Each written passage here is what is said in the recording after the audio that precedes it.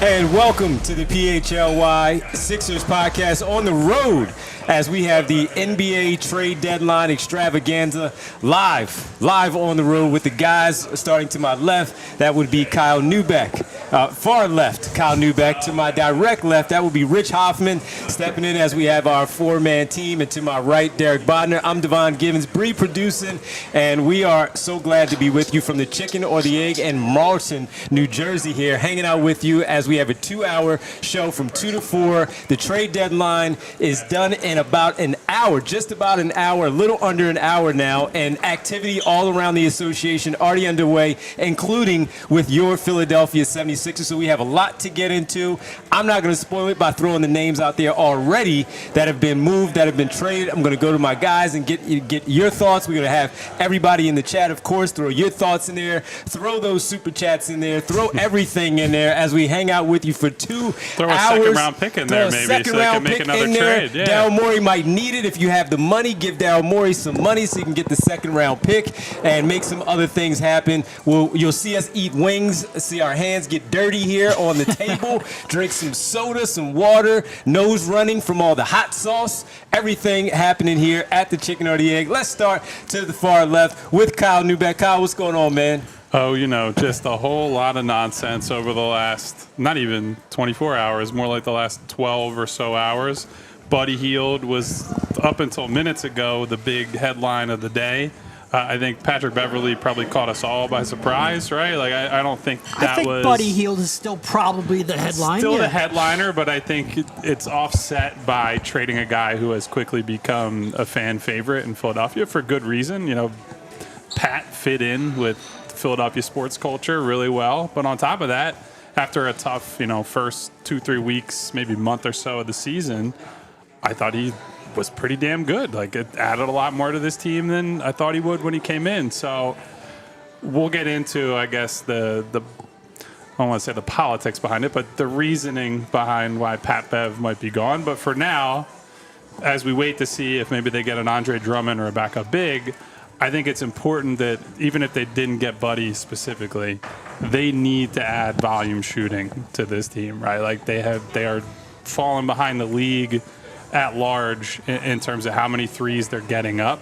And while Buddy has his limitations, I think getting him for a few second-round picks is very fair price when you look at how the market is shaken out. And I think he will help them not just immediately, but also be a good fit playing off of Joel Embiid when he gets back. So that, before we get to Pat, thumbs up on the Buddy trade for sure. Yeah, I think there's no question that was a good trade. It might not be enough. We can debate that sort of over the next few days, but I think that was an area of need that they desperately needed. And I think if there's one thing that it's tough to overvalue, especially around Joel Embiid, especially around especially around Tyrese Maxey, but even just in the NBA at large, it's volume shooting and gravity. And Buddy Hield, for all of his warts, and I'm sure we'll get into that in the next couple days, he is a volume three-point shooter with real legitimate gravity. And they've just had none of that on the team the last couple of days, really for the whole season, but especially with Marlton out, with Batum out, with Joel out to not create gravity anymore. They needed any kind of floor spacing they can get because Tyrese Maxey was driving into a crowded paint every chance he got. I think he's the kind of player who can help them win games now, who can help Tyrese Maxey be a more effective version of himself, and who can play off of Joel Embiid when he comes back. And again, are there concerns? Yes. Do I want to give him his next contract? I don't know. We'll see how he plays. But we're talking about 3 second-round picks, so I think it's a pretty easy win in that regard. I mean, I think in a lot of ways the strategy behind it is more interesting than the actual compensation and the player. But let's start with that. What do you guys think? 3 second-round picks, is that a fair price for Buddy Hield? Yeah, so, I mean, if you were going to be a dissenter on the price, you would look at what the Knicks gave up today to get Bogdanovich and Burks. The distinction there is that the Sixers didn't have Quentin Grimes that they were just throwing in the deal to make that happen, right? Like, Quentin Grimes is a valuable rotation guy, or at least like an interesting young piece that might grow into a valuable rotation guy. And I think that might be one of the lessons coming out of this deadline for the league at large, right? Is like, first round picks are not being traded unless they're being traded for stars or even sub stars. Like, let's say a DeRozan type player. If he were we can talk about him as far as the Sixers go. But like that type of player, maybe you move first for. But all these other guys, like Buddy, I had heard as recently as, let's say, like 7 o'clock, 7:30 last night, Indiana was hoping to get a first for him. And the Sixers are like, no way. We're not moving a first for potentially like a few months of Buddy Hield. So second-round picks continue to be more and more important in trade talks. And 3 seconds, essentially, like, God bless Marcus Morris and Arrivederci to Furkan Korkmaz finally got his he was in our chat last his night. wish. But really, it's just a trade that's 3 seconds for Buddy, and I think it's about as fair a value as you could probably get on deadline day. But as you talk about the compensation, there was already a lot of pushback from Sixer fans wondering, why do you have to give up 3, though, for Buddy Hield? He's a role player. Yes, he does provide a distinct service with that outside shooting and that spacing for both Embiid, Maxey, and everyone else out there on the floor. But why 3 when you're talking about how important these second-round picks seem to be for, as you mentioned, the Knicks with the package that they did, and some of the other moves that we've already seen where second-round picks seem to be going for better players, if you will, from the standpoint of, at least from the vision in the eyes of Sixer fans. So that's the question that you're already going to – nothing is perfect. As we know, especially when you see the other moves that are going around, you're going to be ticked off if your team doesn't get him, especially when you look at the price that he was gotten for. That's where, again, some of that question is going to come in. So that's where the pushback has already been. But for me, I have no problem with it because they need the shooting. They haven't had this type of shooting in a long time. We were clinging to certainly what Maxey was doing because that's real. But also looking at Robert Covington coming in and saying, okay, at least they have a guy. Number one, we know defensively, but he can stretch the floor. Missing DeAnthony Melton. You guys have been talking about it, and Rich, you've been tweeting about it, about how the team has shot very poorly in the last week or so from beyond the three-point line. We're up to 2, 3... up to almost a month at this point really without up to the the season. shooting. We're only at 3-point rate on the season. I bet you it's in the mid-20s. So you look at that. He does what they need, and the price is what the price is. But a lot of people asked, are they going to stand still? Are they going to sit on their hands with Embiid now out unquestioned about when he's going to come back? Well, you got your answer. They're active and they're doing stuff, and they went out there and they got something that they desperately needed with that shooting to help out. I mean, yeah, like the past couple weeks has been. It's reached crisis levels. If you had to guess, where are they in 3-point attempt rate? So percentage of their for field the goals. Season or for the season. Percentage of their field goals coming from 3. I guess bottom 5. Oh, like where do they rank? Or 27 exactly. Okay. Yeah. Is that their rank or is that the percentage? That's their rank. Oh, okay. I'm actually surprised it's not lower. Yeah. I mean, real bad. and look, like as we know, it's fine when Joel Embiid is taking, a billion 10 mid-range to 12 shots. mid-range jumpers a game and making 7 of them and getting fouled on 5 of them as well because he's so good at that. That is fine. And I think, honestly, watching this team over the past week, I know that DeAnthony's been hurt. I know that Cove is out. I know Marcus Morris has been out. I know Tyrese and Tobias have been sick for a couple weeks.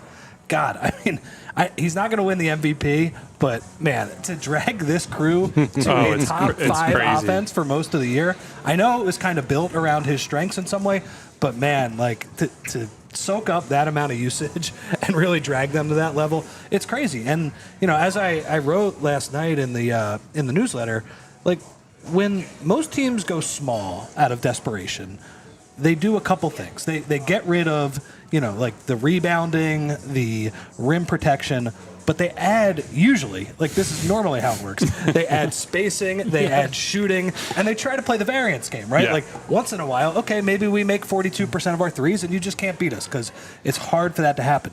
The Sixers have the worst of both worlds where they get smaller and then they get like less gravity outside. They put Jaden Springer on the floor and can't hit a shot. Couldn't hit the broadside of a barn. And that's the bummer because I have really enjoyed watching Jaden Springer defend over these past couple weeks. But even him, like, he's not an NBA offensive player at this point right now. We have to be honest about that. Like, he can't play in a playoff series right now. Now, do I enjoy watching him completely harass Steph Curry? It's really impressive.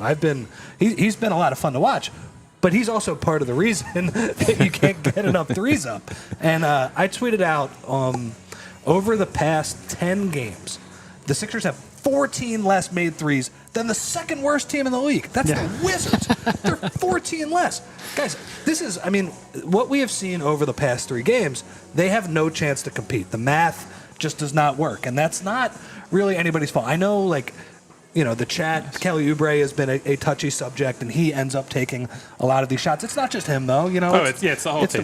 But they have a lot of guys who are on minimum contracts who just are not equipped to create good offense and are not really shooters either. So the idea of adding Buddy Hield, who, look, is not going to fix everything, but he will never find a situation where he's going to fix more stuff because the guy gets up 10 threes per 36, and he makes like 37 to 40% of them. And that's going to be a huge thing. You can run him off screens. He'll hunt threes in transition. So, look, he will not fix everything, but, the guys you get for that price are typically, kind of 3-and-D players that don't always work out. I'm thinking of the Glenn Robinson, Alec Burks trade a couple years ago for the Sixers. The covered wagon they took the on Oregon the Oregon Trail to get here. To get to Philadelphia. But I'm also thinking of, like, Jay Crowder for the Bucks last year. I think that was a 4 second-round pick type of trade, and it just doesn't always work. And this team does not need one of those players. This team needs somebody that can just take a bunch of threes and does not need a bunch of space and really can do it on his own. And Buddy is that guy, for better or worse. And so I pulled it up because I wrote about Buddy not just today but in the past at ALLPHLY. Coming into the season since 2017, Buddy Hield has taken the most threes of any player in the NBA. More than Steph Curry, more than James Harden, more than Dame Lillard, more than Donovan Mitchell. He's taken, this was coming into the season, and he's taken, I believe it's 7 threes a game and only 25 minutes a night. After this, he has taken 1,557 threes since 2017 coming into the year, and he hit them at over 40%. So whatever you want to say about his limitations, as a creator, guy with the ball in his hands, we can get into his defense and the weaknesses he has there. This is a guy that will get shots up, and he does not need, this isn't a Tobias, I'm going to overthink it, ball comes my way. Ball's going to hit his hands. Good mechanics, fast mechanics, fluid mechanics. Unload, man. Rise up, shoot, move on to the next possession. So they have always needed guys like this around Joel Embiid. They will continue to need guys like this around Joel Embiid. You got him at what I think is probably close to market rate. If you just look at some of the other deals today, the PJ Washington deal, for example. In that trade, now there's some, maybe you're moving off of Grant Williams, and that's some of the price for Dallas, but they traded Grant Williams, who's a pretty good rotation player, at least decent rotation guy, a future lightly protected 2027, and I'm blanking on the other smaller piece that was in that deal, for PJ Washington, who is Curry. and Seth Curry, who's been struggling over the last couple of years, hasn't been able to stay healthy either. So PJ Washington is decent, right? I think he'll be a decent fit in Dallas, but when he is garnering that sort of return, I don't know. I think 3 seconds for Buddy feels about right. Yeah. No, I agree. And Buddy can't do anything else but shoot. But this team needs shooting worse than any team I think I've ever seen. And I think they need it both in the interim while Joel is out. And we can talk about the strategy, because I think this middle path that the Sixers are taking is almost more interesting than Buddy Hield himself. But I think he does, in theory, look, I don't know if that's the right move, but in theory, he might be able to help you middle that, where he can, provide this team without Embiid, just volume shooting, and just say, Buddy, bombs away. But when Joel comes back, which we assume is going to happen, because I don't think you make this trade if you don't at least think he's coming back at some point, he can run some of that two-man stuff with Joe, right? Course, he can run some of that J.J. Redick stuff. So I understand if you are going to spend 3 second-round picks for a role player, even though this guy is very limited and kind of fits into one specific role, that this is the guy you target. I get it. All right, well, before we get to more moves, of course, with the Sixers and the rest of the NBA, we want to tell you about, if you want to get a chance to see the new look 76ers as early as tomorrow, hosting Atlanta in South Philadelphia. You got to go to our friends at Game Time. Buying tickets to your favorite events shouldn't be stressful, and Game Time is the fast and easy way to buy tickets for all the sports, music, comedy, and theater near you. We got our team here. We're going to go see a theater show. Kyle, have you decided on our show? What theater show we're going to see it? We'll figure it out when that time arrives. All right, we'll get there. I already have my dibs on the concert in the summer, but I'm going to Game Time. Make sure I get that with the killer deals on last-minute tickets and the best price guarantee. You can stop stressing over the tickets and start getting hyped for all the fun you'll have.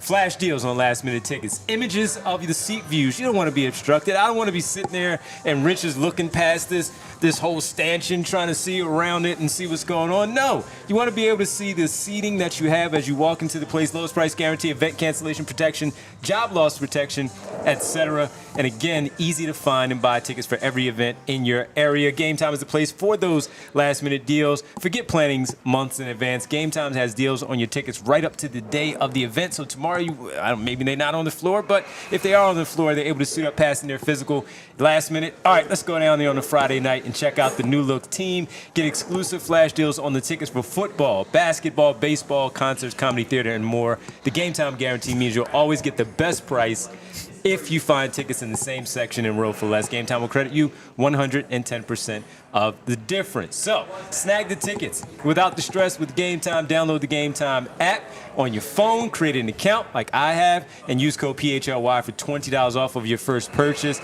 Terms apply. Again, create an account, redeem code PHLY for $20 off. Download Game Time today. Last-minute tickets, lowest price guaranteed. Devon was so excited to tell you about Game Time that he first. skipped me in the ad read order, you son of a gun. Hey, I was excited. He was very excited about Game Time, and almost as excited as I am about our partners at Bagels & Co., because Bagels & Co. offers huge Brooklyn-style bagels made in Philadelphia. I would normally say right here in Philadelphia, but we're in Marlton, New Jersey, so slightly, a little bit removed from Philadelphia from the time being. Guys, I eat bagels several days a week, and Bagels & Co. offers an average of around 15 to 20 types of bagels that rotate seasonally. They had a Christmas-themed bagel when we did our Reading Terminal Market show. I'm excited to hear what they're cooking up next. There is actually a Bagels & Co. I found out going in close to where I live, so I'm excited to be able to walk on over there, pick some up myself. If you're a cream cheese guy, and bring like us I some am, bagels. You can bring us some bagels. We'll see about that. All right. Okay. If you skip me in the ad read Kyle? order again, I don't know if I'm going to do Kyle's that. not nice enough to bring us bagels. Guys, they also offer 30 different flavors of cream cheese that rotate throughout the year. It's worth mentioning as well, Bagels & Co. do themed cream cheeses for all the local sports teams, including the Sixers. We might have to do like an honorary Pat Bev cream cheese, see if he's got a flavor he'd like to get in there on his way out, pay tribute to him in some way.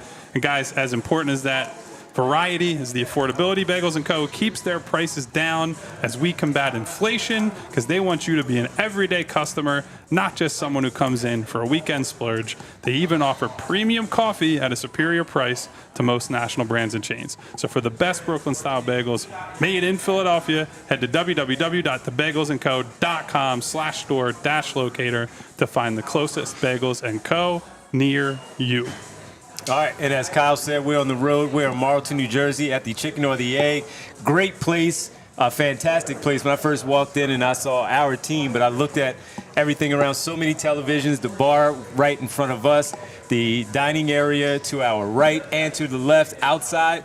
Hopefully we can come back here when the weather gets really good out there, because it's really cool really outside. Big and cool looking Yes, it space. does. We got some good wings. Yes, I got a wrap here on the side. Look at the wings right here. We got the honey barbecue, the regular wings. We're going to try the, what were they? The ludicrous wings later on. Apparently we're after going to the film show. a video of. To be fair, when a you little say hot that lunch we challenge. are, We there are. is no way in Including hell I'm Derek. trying. No way. Nope. Yeah, and we might. Hey, if the people out here, they're still here, they might try it with us. But again, I need to see some Bodner as a coward hashtags in the Yes. chat today. I'm not Get 'em, denying that. everybody. I'm fine with that. Get them, everybody. But they're also having, for the big game on Sunday, Philadelphia's not in it. It's going to be Kansas City, San Francisco. But they're having a big party here Sunday, February 11th, beginning at 5 p.m. Live DJ, some swag giveaways, drink specials. The place you can cater a pickup order here as well for your party at home. But you got to come out. And again, check them out. The Chicken or the Egg, the Super Bowl party is what they're calling it. Sunday, February 11th, starting at 5 p.m. And Pat Bev may not be here because he's not going to be in town. But you might be. I would say he's definitely not going to No, be but there. he might skip it. That's, He might that's take pretty the long, confirmed. the I don't long know. trail, people, like man. You like never Alec know. Burks and Glenn Robinson. the He Glenn might take his Robinson while. path, Yeah, yeah. absolutely. But come on out again. The chicken or the egg Sunday, 5 p.m. as they begin their Super Bowl party. Great food, great drinks, great atmosphere. Come on out, hang out here at the chicken or the egg. All right. Got to get into a little bit more. Before we move on to the next deal, you were talking about what it means in terms of going forward with the Buddy Hield piece because of the J.J. Redick kind of offense you can run with the two-man game, some of the other stuff with Tyrese Maxey. We really didn't mention him and how it fits him as well. So what were you looking at when you talk about what other things, as we talk about the gravity and all that stuff with him, what were you looking at when it turns about right now and, of course, for the future if and when Embiid does come back? Well, I'd like to get your guys' take on this, right? Like we've kind of been over what the fit is with Buddy, and I think it's pretty simple. We'll see if it works, to what degree it works. I think it'll certainly help. Like they have not played NBA offense over the past week. It's been a really rough watch. But what I am interested about is kind of the path that Daryl Morey took here, where you have a team right now that I get that they're banged up and really sick. They stink, man. They are like somebody said, process level bad. I don't know that I would go quite that far, but a few more games of it, and I'm probably right in that boat with you guys. So the fact that we're even discussing process level bad, though, you have a team that, if Joel is back this year, has a goal, and that is to just tread water as much as possible. And I think, for me, initially I was like, all right, can they stay in that top 6? Yeah. For me, I have lowered the bar because of these past 3 games. I know it's a little bit prisoner of the moment, but guess what? When you watch that slop, I think I do have to change it a little bit. I think it turns into, can you stay in the top 8 and get a chance at that first play-in game? I think certainly they can. And stay in the top 6, I think I looked at it today. They need to go about 14-16 over the last 30 games. You get Batum back, you get Milton back, you throw in Hield. 14-16, that's a lot. Look, it's a lot. It's not going to be easy, but you get those 3 players back into the rotation. I think they have a chance. Not a great chance, but I think going 14-16 pretty much locks you in the top 6, and I think it's within the realm of possibility. Yeah. So that's just all a preface to say, because I know Kyle talked about this the other night, and I think some fans probably wonder this too. Is it worth buying with this team, right? Mm-hmm. And I truthfully don't know the right answer, but I think the counter argument is, all right, even if you get Joel back, he comes back in late March, early April, and it's like, is he 100%? Like, is he ready to go? Yeah. And how far do you fall? Is it worth it to try and take a swing this year? And that's kind of the counter argument, right? Could you have moved off of some of these expiring contracts, the Tobiases, maybe the Meltons, people like that? I think that is generally the counter argument, and what people wonder, because maybe if you do that, maybe you add, a few more picks. As Kyle said, first round picks are not being swapped here, but you add more ammo to go into the offseason. This offseason, that Daryl Morey seems to think cap space is going to be a big deal for him. Yeah. Either cap space or the 5 first-round picks that they'll have to trade. Exactly. I do think, like I wrote earlier today, my gut was he was going to try to make smaller moves, keeping as many, if not all, of the first-round picks and the cap space, and I think that's how it's going to ultimately play out. And the question becomes, all right, did they add enough where they can keep a top 6 and get Embiid back and give him a chance? I think there's a chance. I think it's a reasonable split the difference kind of move, but there's risk either way. The risk is that they don't keep a top 6, Embiid doesn't come back healthy, and nobody requests a trade or is available in the free agency that's really worth all of this hassle. There's risk on both sides for sure. It's not a slam dunk either way, but in terms of splitting the difference, trying to improve your team just enough now while also keeping the assets, because the summer is always when the Sixers had a bigger chance to get some, because I just feel like Daryl views the assets they have, the trade assets they have, and the cap flexibility as his last chance to get a long-term significant piece around Embiid and Maxey.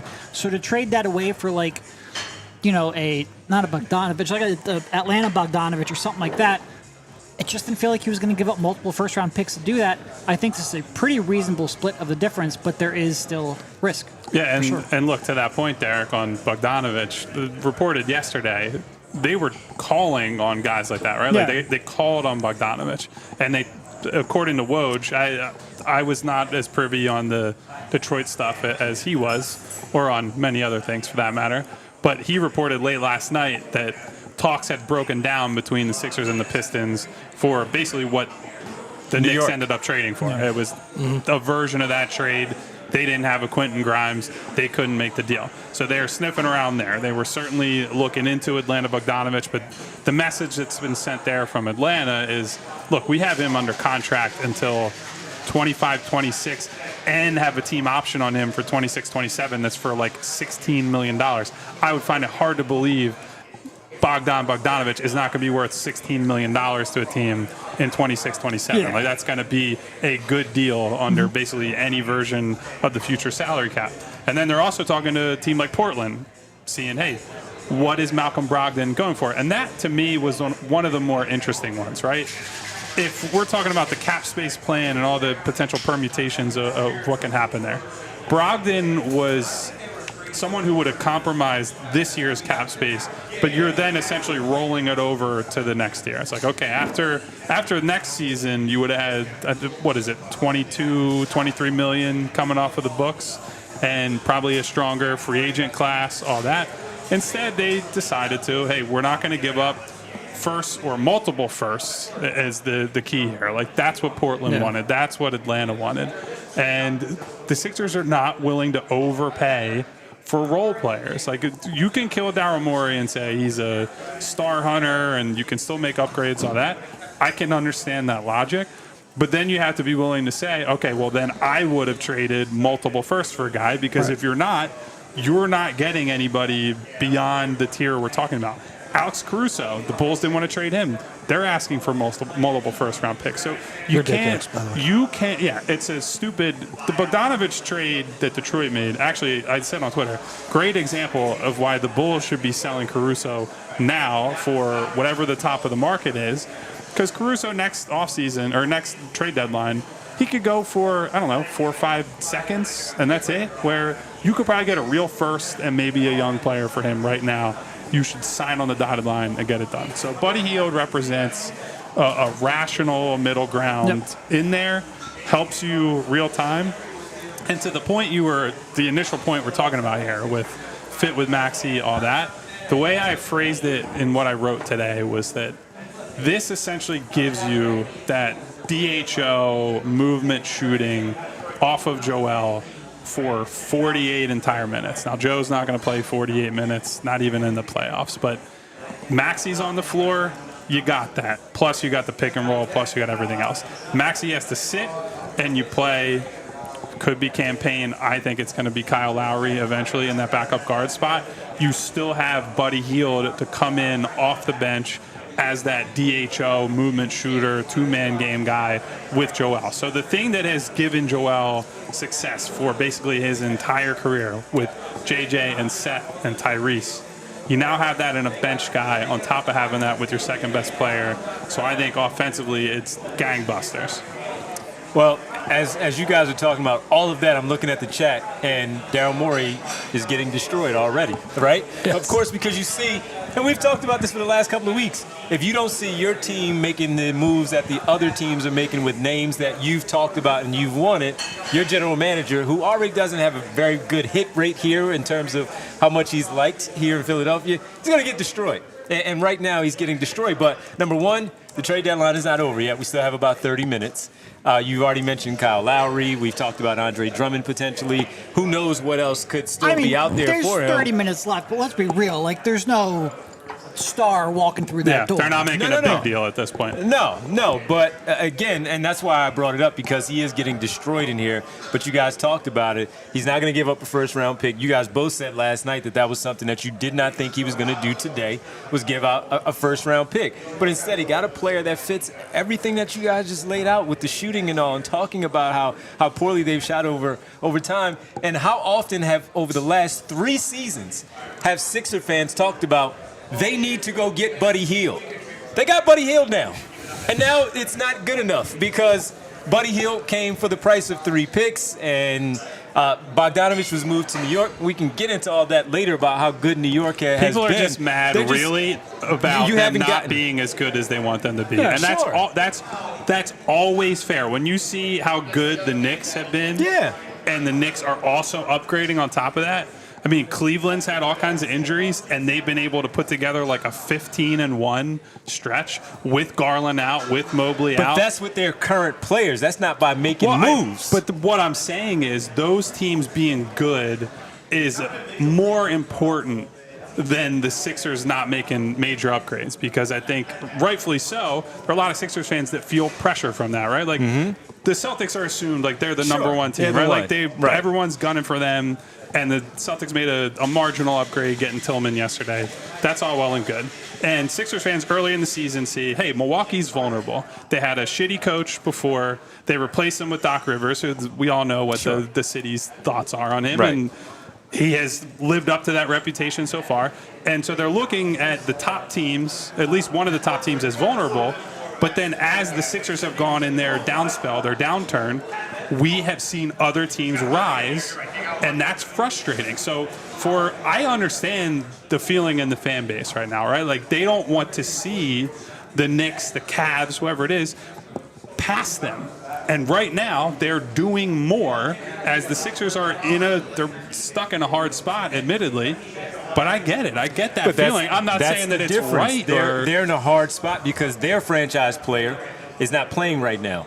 The Knicks, and we can say the Cavs for right now, at least Donovan Mitchell, he's playing right now. So that's the difference. And before that, the Sixers were in front of both of those teams. Yes, New York and Cleveland were both playing well. And I'm not here to defend Daryl Morey. I'm just simply talking about what we're getting here in the chat about destroying him for the one move that he has made as far as bringing in a new player in Buddy Hield. That's the funny part, the dynamic of it all. It's always interesting because, look, we've been talking about, hey, watch out for New York and Cleveland for a while when Joel Embiid was on the floor.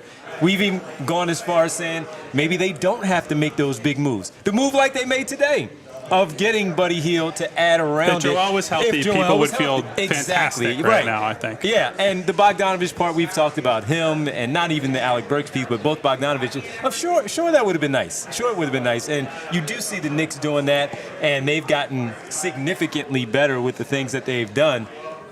It's always funny to watch the reaction, though, of the local fan base when those things happen. So because I don't think anyone's really upset about the price they paid for Buddy. I disagree, but that's what I'm saying. I have not seen people upset about it at all. I have seen people upset. Yes, well, I have seen people nuts. upset. If you 3 seconds for Buddy, it's not too hard. Shit, but I think most people are upset that they didn't get anyone of more prominence, that they didn't make a bigger splash. Who on the market traded today was that? Certainly before today, in the months leading up, there were bigger names. But like of what they had to do today, I don't know any of the moves would have truly satisfied most of the people who are upset.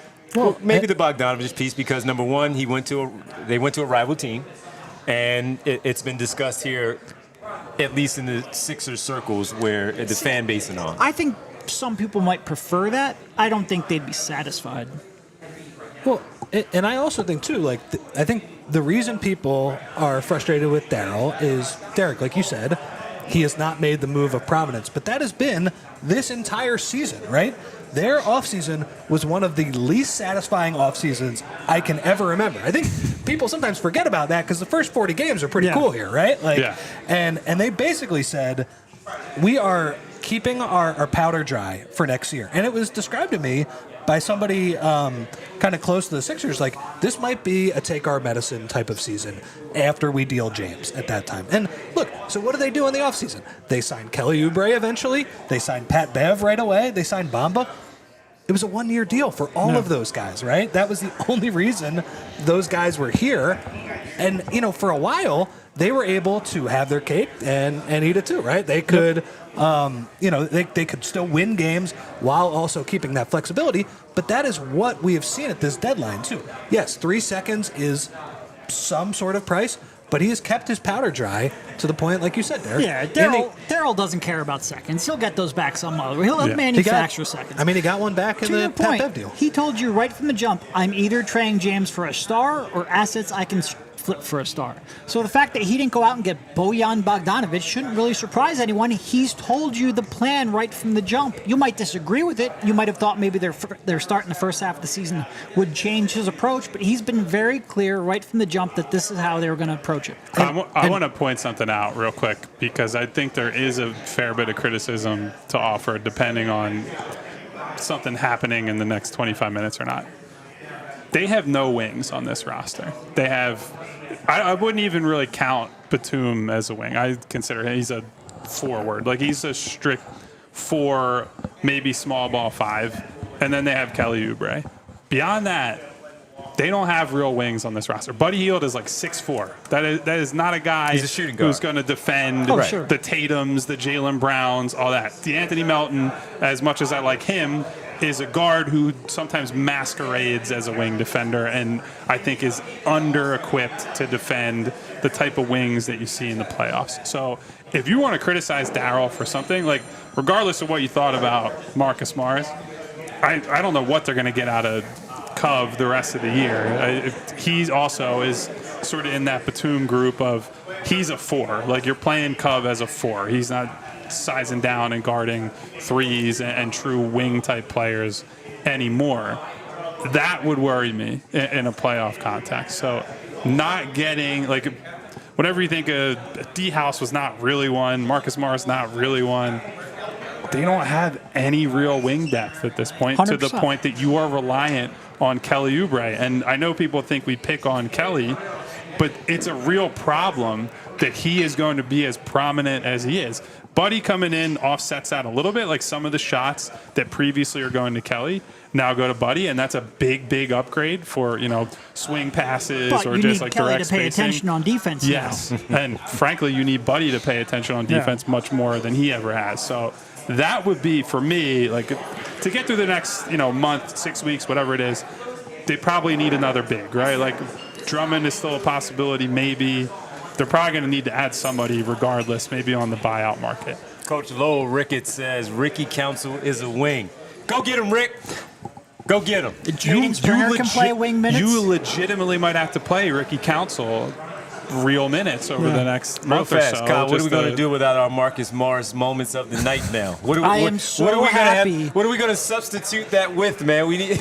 And Pat Bev is gone, so we can't even make up something No, for that's Pat Beverley. Kelly the Oubre. main player. Well, the We got Kelly Oubre head Oubre scratcher movement? of the night. All right, would there we be, go. We got the Kelly Oubre head scratcher of the night as we broadcast live from the Chicken or the Egg in Marlton, New Jersey. Kyle Neubeck, Rich Hofmann, Derek Bodner. I'm Devon Givens with you. We're hanging out with you until 4 o'clock, and we're about now 22 minutes away from the trade deadline being over. And remember, folks, sometimes when we get to 3 o'clock, that doesn't mean that the trade deadline is actually completed because they have to still send in the paperwork. The NBA has to look it over, and it may get announced a little bit later. But that being said, Derek, I'll start with asking you. We'll get to Pat Bev in a second. What else? We talked about the wings, Andre Drummond, all that, but what else would you like to see happen over the next 20 minutes? Well, so Kyle mentioned it. They still need a backup big.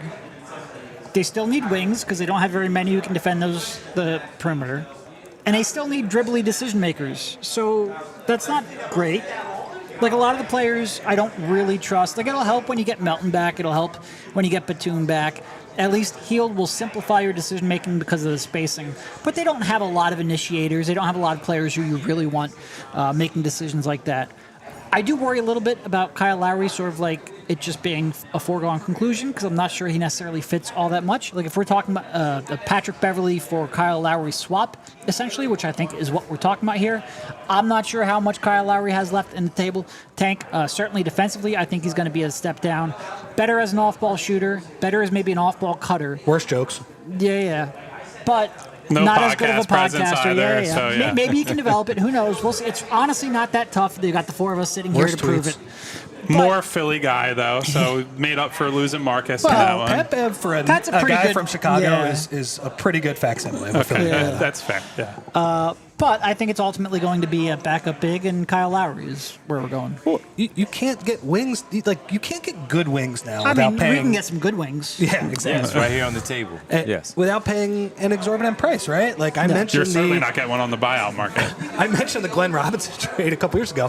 Like, remember, Derek, your funniest thing was when Glenn Robinson was like, "I don't know my role on this team."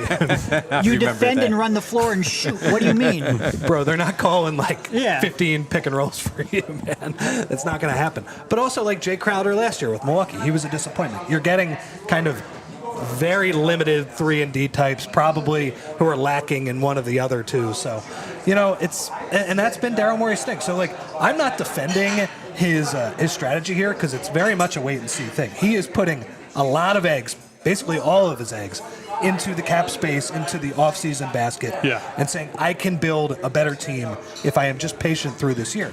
But that's what he's doing right now. He's not committing really any of his major resources to this. So I agree with you, Derek. I think it's going to be a big man, and it seems like, what do you think, Drummond and Lowry seem like they're likely to? Derek brought up Lowry, and that it seems like a foregone conclusion. This is just me talking. I think everything we see here indicates it is a foregone conclusion. The way things have unfolded this afternoon, the Pat Bev component screams to, I think, all of us. Pat learned Lowry is likely to come here.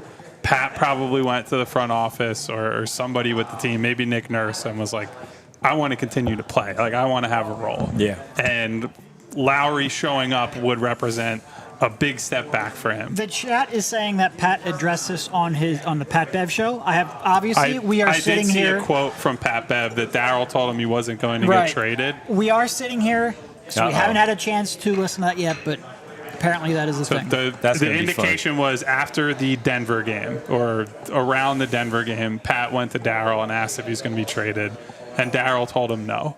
And so what I'm laying out here, it is very possible that was said and that was true, and then Pat went to, again, it doesn't have to be Daryl.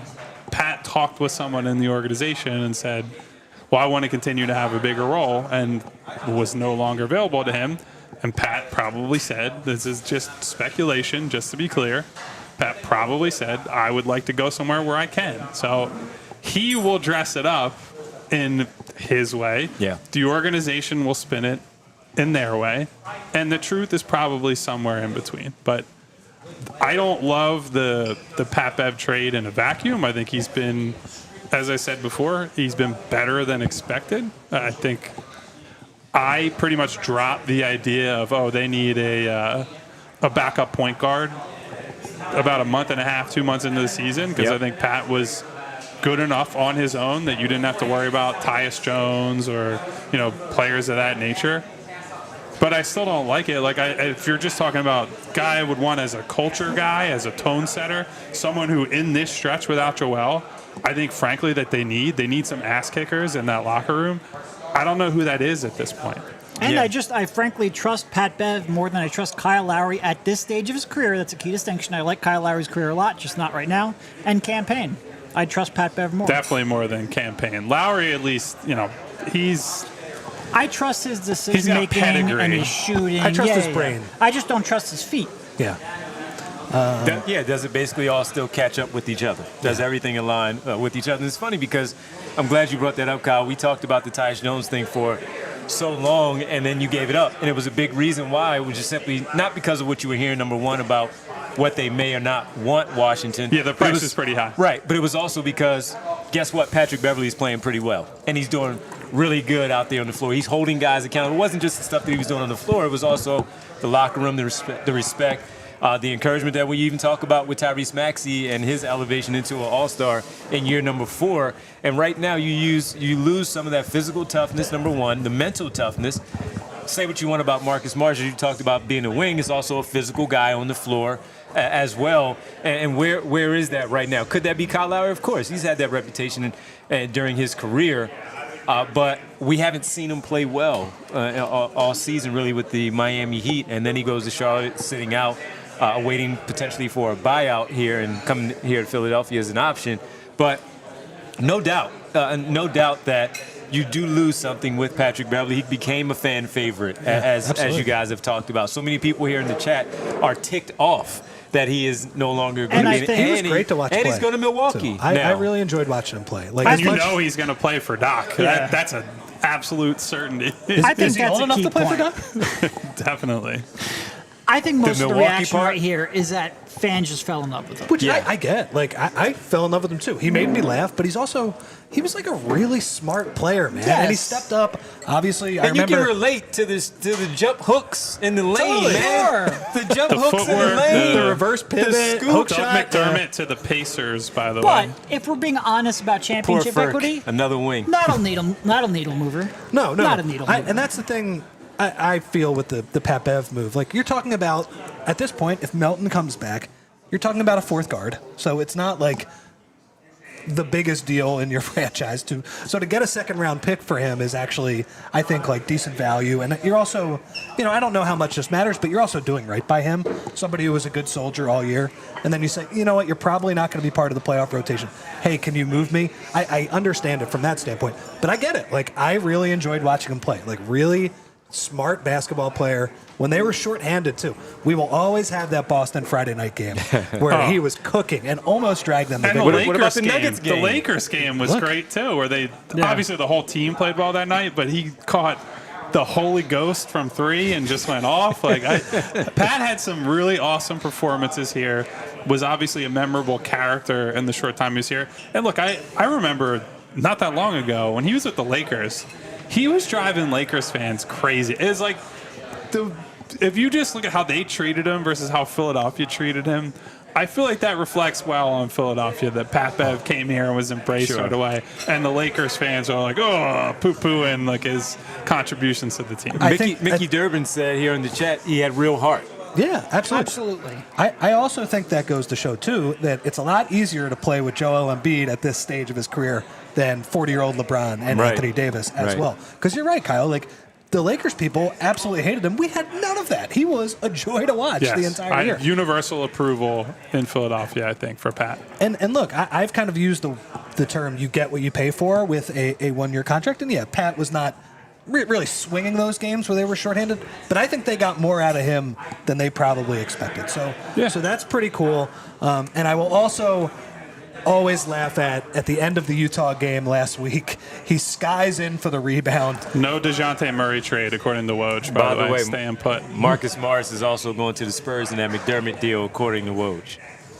Sorry, whole lot of Yeah, lot of sorry stuff. about that. But no, Pat Bev skying for the rebound in Utah, tossing the ball into the air and sprinting off the court right away. right away. What a send-off for that guy. I just Love appreciated him. the fact Love that he Pat Bev. tried to rebound, too. Like, among the many problems they've had recently, these guys do not have good rebounders on the roster. And Derek and I joked about it basically every time we'd show up to the arena for the first half of the game. Be like, Pat can't jump over a phone book. He's like limited in terms of his size and wingspan and all that. And he's battling with guys. Like, there was a play against Dallas the other night against Josh Green, who Josh Green's got several inches on him, can jump, all that. He's like pretty built as well. And Pat just fucking stole his lunch money on a rebound. And that attitude is what has made him a good NBA role player for so long. So any pushback I offer is not because I'm down on Pat Bev or I don't understand why people like Pat Bev. He is like the type of role player people want to root for, not just as a player, but as a person, wanted to get involved in the community, all that. Like, he was awesome here. And I just think that he probably saw the writing on the wall. And I would say my guess is Kyle Lowry will be here in the coming weeks. Yeah. To your point, he's out there fighting for rebounds, and Mo Bamba's relying on magnets. Don't remind me about Mo Bamba as a rebounder. The magnet. Just standing there hoping the ball will magically come to him. Oh man, that's too funny. So again, we're about 10 minutes away from the deadline being complete in the NBA. Pat Bev moves on to Milwaukee. Campaign comes back in the deal to Philadelphia. Kyle Lowry looks to be a potential candidate. Looks like the candidate, but a potential candidate because it's not done right now. And of course, Buddy Hield coming to Philadelphia for Marcus Morris, Sr. for Furkan Korkmaz. and a couple of picks, and now Marcus Morris has moved to San Antonio for a separate deal with Doug McDermott, and it appears that the Spurs are also going to buy out Marcus Morris Sr. So a Marcus Morris moment to be determined in another city. We don't know what city that is going to be in, but that's where it's going to be. And real fast. I'm very happy I don't have to pretend that his defense wasn't an abject disaster. I'm very happy I don't have to pretend pretended. anymore. You just Bodner brought his hater hat I stopped talking today. about it at least because everybody in the chat got mad. had Disaster. to. Marcus Morris moment, man. In the meantime, look, I wanted to ask this too because the Kyle Lowry thing looks like it's inevitable. But if it's not, let's just say it's not. Well, then they got some bad intel. I'm just saying it's not. Campaign is the backup point Do they guard. have take-backs on the Pat-Bev deal if that happens, or what? Campaign is the backup point guard. It doesn't really do a lot for a lot of people. Not for me either. Yeah, that wouldn't be good. So they better be right about the Kyle Lowry thing. Yeah. Cardinal Doherty's Kyle Lowry. I think that makes sense, though, right? Like, guy's already won a championship. Guy's already made a ton of money in his career. He certainly lives in Philadelphia in the offseason, loves being from here. I'm sure there is some element of him that says, why don't I play for the Sixers? That might be the last thing I have to do in my career. Just if you get the career resume, you just want to check off that final box. Totally. I can live in my house. I can, I don't have to move in the offseason or anything like that. Why don't we check that off before I hang him up for a career here? I'll say this, too, about Lowry. If it happens, he makes more sense to me as the backup point guard in a Joel Embiid lineup where Maxi's on the bench than Pat, just because the three-point volume is better. He's just a better, more reliable, more willing shooter than Pat Bev is. And there are definitely issues with relying on a guy in his late 30s to be a real contributor on a team that wants to do damage in the playoffs. But I think if you just say, Kyle, you're a catch-and-shoot guy waiting off of Joel at the elbow, I think that's a perfectly fine role for him. Catch and shoot, occasionally tackle closeout, occasionally make a slot cut when it's available, make good decisions. That's what you want. The problem is he can't really defend anymore because of his lateral quickness. And over the next 6 weeks, you need somebody to actually run offense when Tyrese is on the bench. It's got to be either him or a campaign now. I don't really want either of them, so it's going to be tough. See, I think when Maxey is on the bench, it's pretty clear that you play Kyle Lowry and Buddy Hield together with Joel, and you say bomb away, and you say, all right, we're going to run the Seth Curry offense, the JJ Redick offense, where Joel's getting the ball at the elbow and he's playing off the really great shooter. Kyle, you stand in the opposite slot, opposite wing, opposite corner, and if you get a three, go ahead and take it, dude. Lowry, Buddy, Batum, and just slot anybody else in there and just say, you guys are just going to bomb away. Yeah, that's all you do. I think that makes sense. Like, I think that'll get back, if that is in fact what happens here, and Joel gets back to 90% of what he was, I think heading into the playoffs, you feel okay about that unit going into the playoffs. And the reason you feel okay about it is because Joel Embiid is awesome at basketball. Yeah. And all he needs is just a few players that can shoot it, that can pass it a little bit, and I think that would satisfy the criteria there. And look, we talk about this all the time, right? But end of the day, the only thing that really matters, trade deadline, all this stuff, what does Joel Embiid look like when mid-April, late April, early May, mid-May kick in? Because if you get full go Joel Embiid, if you get upwards of 90% Joel Embiid, you have a puncher's chance against basically anybody in the East. I'd still say the Celtics continue to be a prohibitive favorite, but I would take the Sixers against most other teams they go up against with him and the remaining roster and Tyrese Maxey playing off of him. If you get compromised Embiid, this is all deck chairs on the Titanic. They have no chance. They don't have the horses. They don't have the depth. They don't have the third guy that can rise up. Like, that would be, I think that's another reason fans are upset. Tobias is still here. Like, there's definitely an argument for him remaining here. It's the exact same thing they feel about me being on this show. But Tobias is still here. And they look back through a lot of these playoff failures. I mean, Game 6, perfect example, against Boston last year. Tobias Harris had 2 points in that game. That tweet going Kyle, down the past couple days. Devon brings that up about once a show. The box score. I always go back you just to that pull up one, the box man. score. He had 2 points in a Game 6 Kyle, where he you could have shot sent the 5 Celtics shots. home. But that's what we always talk about, right? 5. So 3 in the first quarter. if you wanted to make an argument that they should have traded for Detroit Bogdanovich and say they bring in him and Alec Burks and I don't know, whoever else, it would be that if Bojan Bogdanovich was on this team, he would have taken more than 5 shots. No doubt in that about game. it. Now, he might have given up more points on the other end. I am not high on Detroit, now New York Bogdanovich as a defender in a playoff setting. But if you want to just have the Sixers die in another way, I would have understood it. So Tobias still being here is some of the frustration for a lot of Sixers fans, and I get it. Like, he is a polarizing player for me and for a lot of other people, and looks like he's going to ride off into the sunset with them for this season. No question. And then wind up in Detroit with some big money next year for the Detroit Pistons. So we're 5 minutes away now from the end of the trade deadline, 3 p.m. trade deadline in the NBA. A lot of moves happening out there. Spencer Dinwiddie traded earlier to the Toronto Raptors from Brooklyn with Dennis Smith. Coming back to Brooklyn was Dennis Schroeder and Thad Young. Looks like Spencer Dinwiddie is now going to be bought out by the Toronto Raptors, and he's going to have an opportunity to find another home. Who knows where that may be. You're chuckling. I know our buddy Vince Pellegrini, he would not want Spencer Dinwiddie here in Philadelphia, and neither would I. That is one I agree with Vince on. That is Din shitty. That's basically guard Kelly Oubre today. Yeah. That's very He's similar. always one where you look at him, you go like, oh, he's talented, he's got some moves. No, once you watch him, never So translates. him and Darryl might bond over crypto, though. So I don't know. Talk about some NFTs. Oh, he is and the one who's Bitcoin. invested. Contract still on crypto? I don't know Did he if try to it's, get that? I don't know if it's this one is in crypto, but he definitely had a con. Oh, wow. Jaden Wow, Springer. James Springer to the Celtics? Whoa, that's for a stunning. second-round pick. What? Wow. Wow. So you're going to send some... Sorry, I take it back. Moore's a fraud. Oh, man. Fire Darryl! Oh, that's Oh, my God. We got the reaction from the people here sitting here with us. I just heard a oh my at God the bar. in the background. Oh, man. Yeah, that is. Jaden Springer gone to the Boston Celtics for a second-round pick. So I guess there was some young talent in there that he could have been traded, Well, I mean, like that's- Quentin Grimes to Detroit. Well, maybe not so, but man.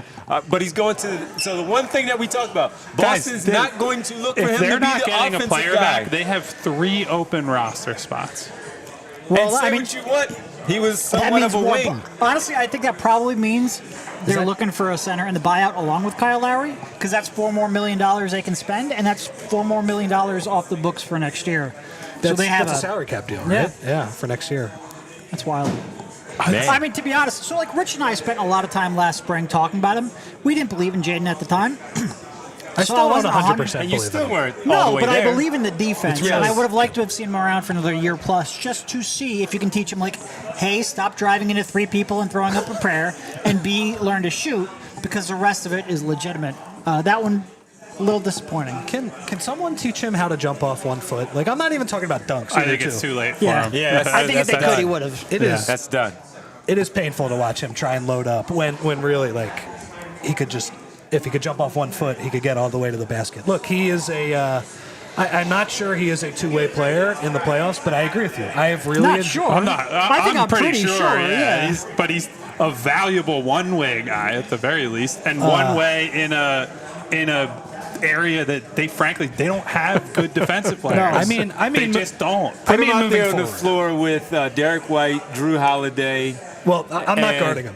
How about that? How about that? Derek White and Drew Holiday are having a tough time scoring because I'm putting Joel Embiid I'm on talking him. about for and the I'm saying, defensive side of things. Oh, oh, man. sure, Yeah. sure. And his on-ball defense. I mean, honestly, it's so funny that the Sixers have had these one-way defenders. He is the complete opposite of Matisse Thybulle.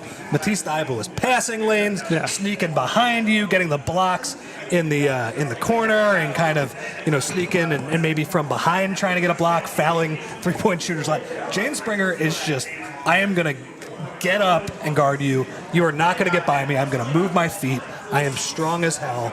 I think that's an interesting trade, and it goes to show that Daryl Morey is really putting a lot into. He's inevitably going to turn into a reliable three-point shooter for the Celtics and torture the Sixers for the next, Honestly, however many and Rich years. brings up a good point. He's so different than Matisse, and I value what he brings more than Matisse on defense. That ability to just blow up a screen, to really stop a guy. Bruce Brown staying in Toronto, apparently, to really according to stop a Woj. guy off the dribble, to not get beat, to not compromise your defense. And to defend a wide range of players, that's a shame. He was really showing a lot defensively over the last 2 weeks. Well, and that's my thing, too. He's not a two-way playoff player right now, but could you develop it at some point? And it's clear that the Sixers said, Yeah, this is just now further building on that point of they don't have wings. Who are they going to defend? Go get him, Rick. Who are they going to defend real wings with? Serious question. Yeah. They have nobody. They have no options there. They're gonna rely D'Anthony on Melton has already, he's your best choice. They're going to and rely he on already Tobias. struggles. They're going to rely on Tobias Harris to do that because he's Good fucking luck. let's because of And I'm not saying, look, I'm saying because of if James sample Springer size plays in in the the playoffs, past. you're probably in trouble anyway. you're definitely in trouble. So, Nobody's guarding him. I don't want to overstate it and be like, oh, they traded him and now they're screwed because of that. But it's a symptom of a much bigger problem. You can't go into the playoffs saying, you know what, Kelly Oubre is going to be our guy to defend wing players. No. Or Nick Batum has to defend the best player on the other team. Yes. Nick Batum as an option, as someone who can switch assignments and play in a switch scheme the way he did with fucking Kawhi Leonard and Paul George and actually very good defenders in LA. Perfect. When he is like the guy there, Yep. that is a huge problem.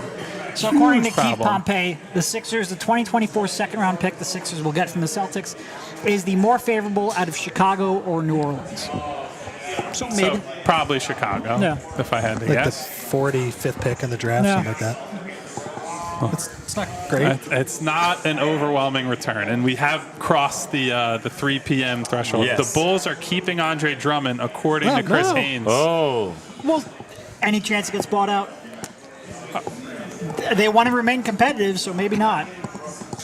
Wow. I couldn't tell you at this very moment. I would just simply say that all these moves feel like moves in need of another move, right? Like, it's okay to recoup assets in a vacuum. It's okay to have Buddy just be your only real acquisition trade-wise, but there's a whole lot of dot connecting that needs to be done, and they're going to have to wait for these buyout guys. So, like, Derek, you were talking about, what was the number you said, 14 and 16? Yeah. Hover in that, like, 6-seed territory? I think you're talking about 0 and 4 leading They're into going to the give up All-Star game. 130 points per 100 over the next couple of weeks. The- They have no chance. Up until the break, I would just pencil in maybe the Wizards game. You could argue they could win. Otherwise, you could say 1 and 3 or 0 and 4, and then you're talking about they got to go above 500 the rest of the way out of the All-Star break when they got to go out west and play Phoenix, the Clippers, the Lakers. Like, this is not going to be easy to stay out of the play-in with how they're currently Well, constructed. and here's the thing that gets me. If you wanted to trade him for cap space so you have a little more flexibility Why are over you the getting summer, Hield? I'm not sure you couldn't have done that in the summer. Oh, yeah. I just don't understand why you're acquiring Hield and doing the cap space dump at the same time. Like, it feels like a very complicated, we're buying, we're selling. Josh Harris, $7 million under the luxury tax. Good to go. Well, that's another element of this. That The Bull RJ says Springer about to lock Maxey up. And Can you imagine in the postseason? What if they make the playoffs as the 8 seed play Boston in round 1, and Springer just puts Maxey in jail? we need to Put the clamps on him. Jaden Springer is not sniffing the floor for the Celtics. Hey, it's just I fun, agree. man. I It's, agree. it's fun right now to say that. But look, they're a good organization, and I think them seeing him as a buy low candidate, maybe somebody they can develop, maybe they can extend him for kind of that Peyton Pritchard type salary. He's Avery Bradley, man. Lower money. They're going to need to do that because they're going to be a really expensive team in a couple of years. So Yeah. I am not saying I don't completely understand what the Sixers are doing. Warriors trading Corey Joseph, it looks like, to the Pacers. So the Pacers, very busy this over the past couple of weeks here with the Pascal Siakam move. Of course, today with the Sixers, trading Buddy Hield to Philadelphia. Corey Joseph now going to the Indiana Pacers as well as part of. So we'll see if things keep coming down.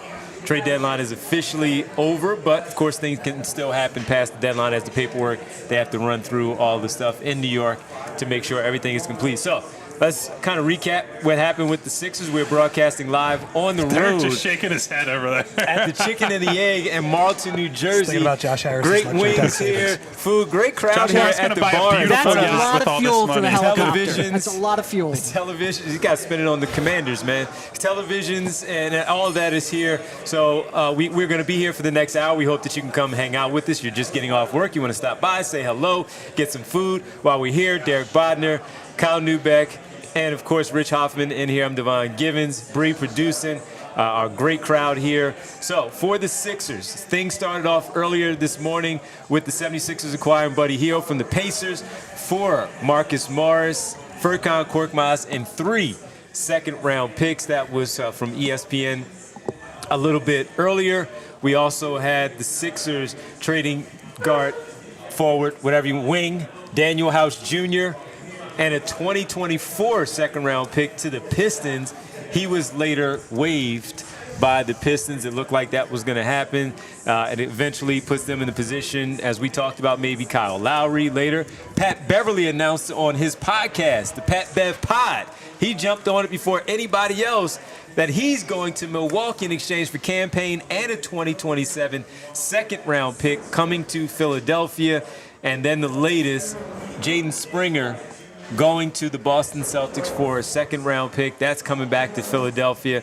And right now, that seems to be it. We await the buyout where maybe Patrick Beverley, a big man, potentially. I don't even know who that is. I know you said it earlier, Kyle. Maybe there's a big man out there on the market.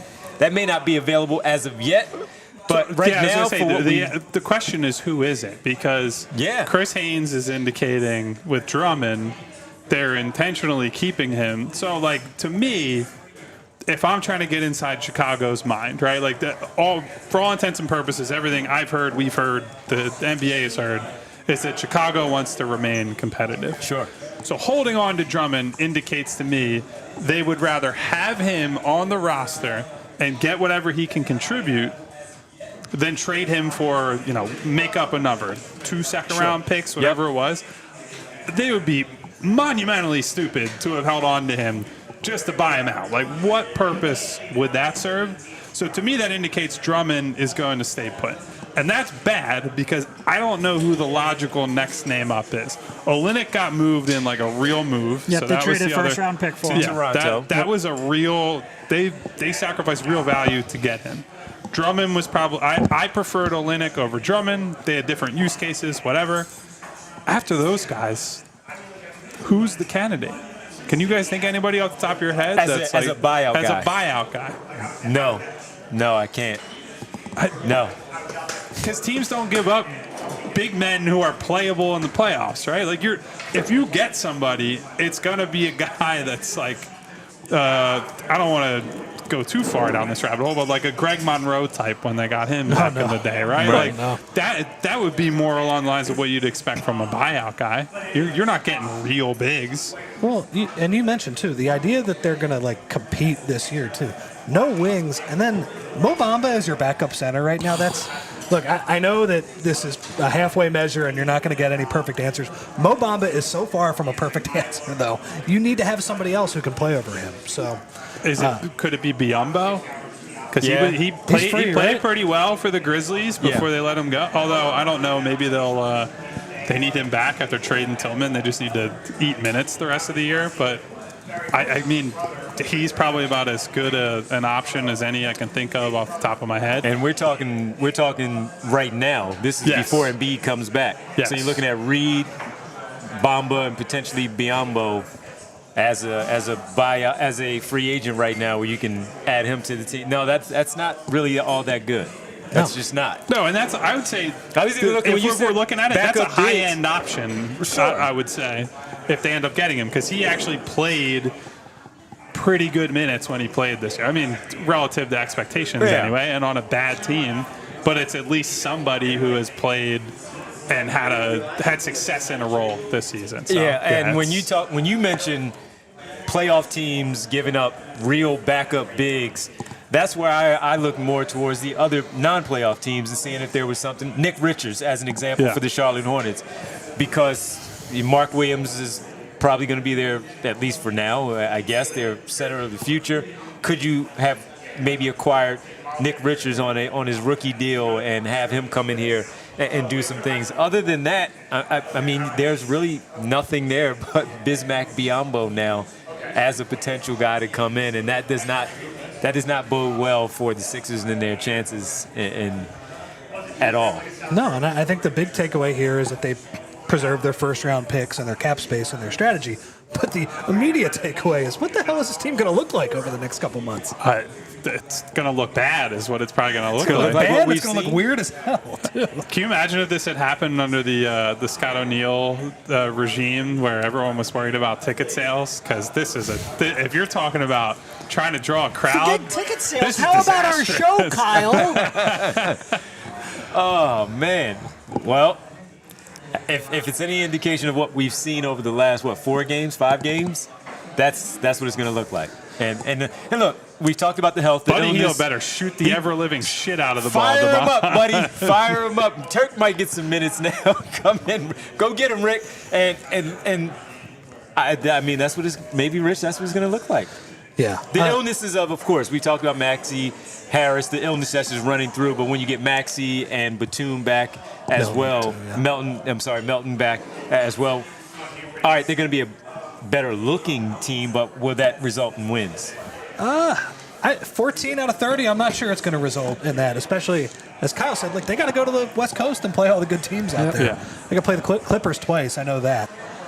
It's going to be hard. By the way, we're 50 minutes, or we're 70 minutes into the, we got 50 minutes left, into the pod. I just would like to say, congratulations to Furkan Korkmaz. Yes. Took him 5 years. Really like him Furk multiple as a trade guy, requests. too. He's a really, really nice dude. 3 front offices, and he finally got traded.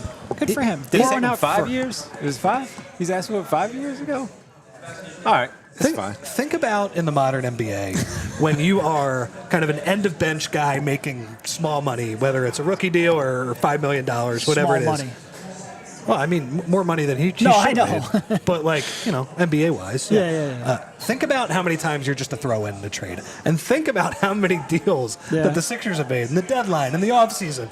All of these different paths that they have charted and kind of, rewinded and went another way. The fact that Furk was on the roster the entire time is kind of remarkable. It's almost impossible, frankly. So the point that he starts his career with Jahlil Okafor still on the team, and we are sitting here in 2024 with him finally getting moved at the trade deadline. His first trade request came in 2018. Did it really? It's wild, yeah. I don't remember that. It was always described to me, too, as the 2 most polite trade requests possible. That's the best way you could describe it, right? Like, he made the request and then just kind of hung out for several years afterward. It was wild, man. Good for him. I don't know that he's going to play in Indy, but at least new opportunity. Yeah, I do think we have some super chats here that we've been largely ignoring, and I think there might be a couple that I can't scroll up far enough for because you can only scroll so far up in a chat, and people are a little active today as they get very A little angry. active. A little Which we active. appreciate. That's great. Are you talking about the Absolutely. anger that we mentioned a little bit A earlier? little bit of A little anger. bit? All right, go for it. We have one here from Bill. He says if they gave up a second round and moved House as a salary dump,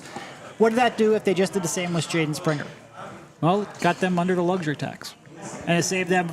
So Jaden Springer was a little over $2 million this year, $4 million next year. They saved that, but really, it's I think about the luxury tax mostly. And look, you might not care, and I get that. And they have about a little over $5 million in space left under the luxury tax. They'll probably go out, sign 2, buyout guys with that. As Kyle mentioned, they have 3 open roster spots. They can do that while staying under luxury tax. And again, I don't think most fans care. You probably shouldn't. It is significant. Not only is there like a, penalty for being over the tax, there's like a $12 million tax reimbursement that I'm sure Josh Harris wouldn't mind having. And then there's the repeater tax penalties, which became very punitive in this next collective bargaining agreement. I just wish everyone would think about poor Josh Harris I'm just saying, saving a little more money. drives decision makers when you talk about billionaires. They tend to I value don't it. disagree. That That's your helicopter reasoning. is going to be That fueled. is your reason. Sure, they got another 45th pick in the draft, but it's about the money. Yeah, We have no wing going to be defenders, so Josh very- Harris can buy fuel for his. It's going to be very hard for Darryl to try to spin this whenever he talks to the media, is my guess. They'll talk about flexibility and all that. And we could sit here and I could ask, who could they sign or who could they get in the offseason? If there's like a Paul George pipe dream that he's going to leave the team that is now the number 1 seed in the West in his hometown city, playing with a guy that he intentionally tried to team up with, who also already signed an extension, Kawhi Leonard. So, like, if you don't believe you can get him, then it comes down to, all right, we have to be able to trade every pick we got if you're the Sixers and say, we can go get this guy. We can get Devon to recruit Mikal Bridges. How did that go the other day, by the way? To come here. It was cool, man. So otherwise, like, what is the money doing for you? What is the purpose? I've been saying all year that I think it's for trade flexibility. And you've got 5 first-round picks. We've got 5 first-round picks you can trade in the summer. You've got your pick, which we thought was going to be in the late 20s. It's probably going to be like teens now. You've got that second-round pick they just got back from the Bulls, originally from the Bulls. I think he's looking at it like I said, splitting the difference, a little bit of Hield to try to make a run if Embiid does come back, and a whole lot of flexibility for the offseason. We actually did have a super chat from Liam Stevens who asked Devon specifically, how'd the recruiting go before the Nets game, Devon? So do you want to lend us any insight to the recruitment pitch that you made to your boy? It was fine. Just asked how things are going in Brooklyn. Still playing it, huh? Yeah. Just what's up? When you coming back home? He said, in the summer. Not now. In the summer. Oh, so yeah, after the season's over. Confirmed he's being moved. Oh, he still has. He still has all of us here, so he's gonna come back in the summer. Well, why not stay for the fall and the winter and the spring too? You know. Sounds like a good idea. Yeah, and hopefully also in Paris a little bit later. So we talked about that. So that's how the recruiting went, and that was more of, I'll be up there in a couple of weeks to see you play whenever I get a chance on the weekend when the Sixers is not playing. So that's how the recruiting went. Went well. Went well. We talked about a few other things, and there was that. Yeah. So it went well. Who asked that question? Liam Stevens. So that's what happened, Liam. And I'm sorry to disappoint you that nothing went down by today. It looks like Sean Marks has other ideas no matter what me and Mikal talk about. So there's that. Got some other super chats in here. We actually have, I'm just going to combine it into one because they're essentially the same idea, from J Flow in the chat, who says, told y'all last night they are tanking the season for a high draft pick to sell in the offseason. Now, here's where I would disagree with you on that. If they were tanking the season, they wouldn't have traded for Buddy Hield. Yeah, they would I agree.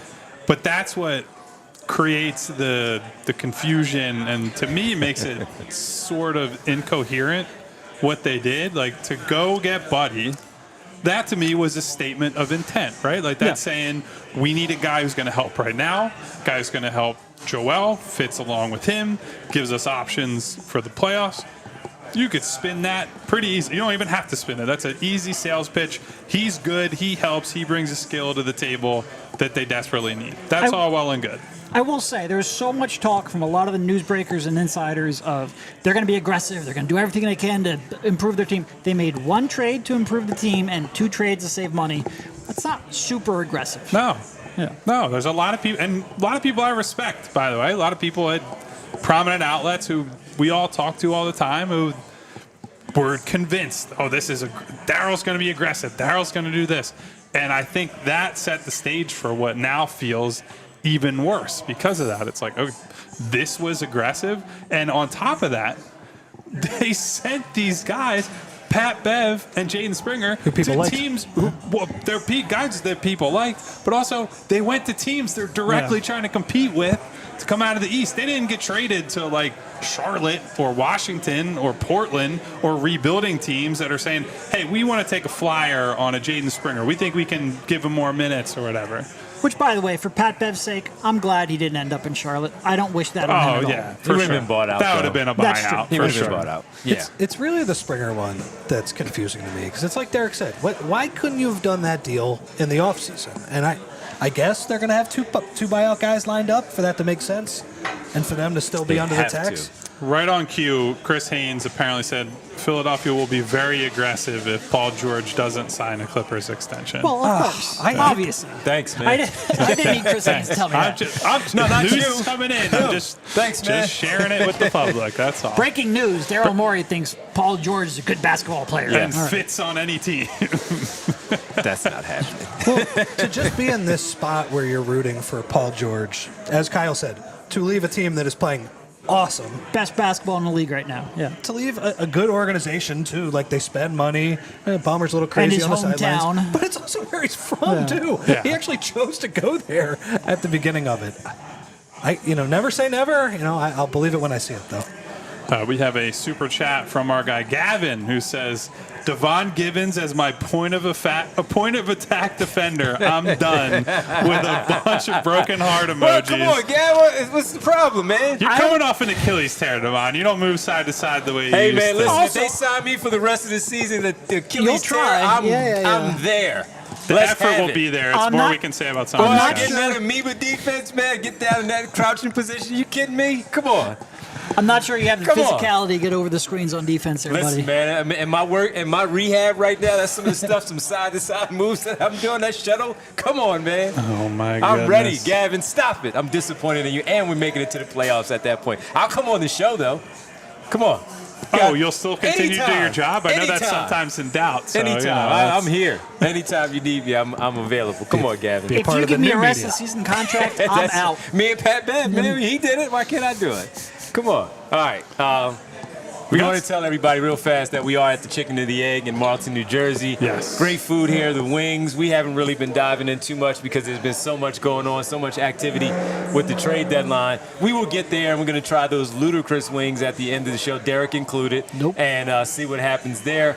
But come on by. Again, they have the Super Bowl party on Sunday where they will begin at 5 p.m. live DJ, drink specials, tasting, swag giveaway. Look behind us. You see some of the hoodies and shirts here, right here behind Derek and Kyle and Rich. You can see everything behind them. So some swag giveaway. Look at the hot sauce. Kyle, what do you have in front of you there, man? What kind looks of hot like I sauce flavors have that do you have right there? Original Hot, if you guys can see that. It's got a cool I like that. logo on that bad boy. I'd like to have to talk And to. then the green one is the bee sting, which I always love. A honey hot. That's Yeah. always a nice That's my flavor go-to. profile. That's it right there. So Yeah. No, you got honey barbecue. Honey barbecue. So this what's is the honey beast thing? hot. That's honey hot. Oh. Yeah. oh, okay. No cowards allowed. Okay. I know you and Derek down there are. I'm all in. I told you, I have my tissues and everything, man. I'm ready.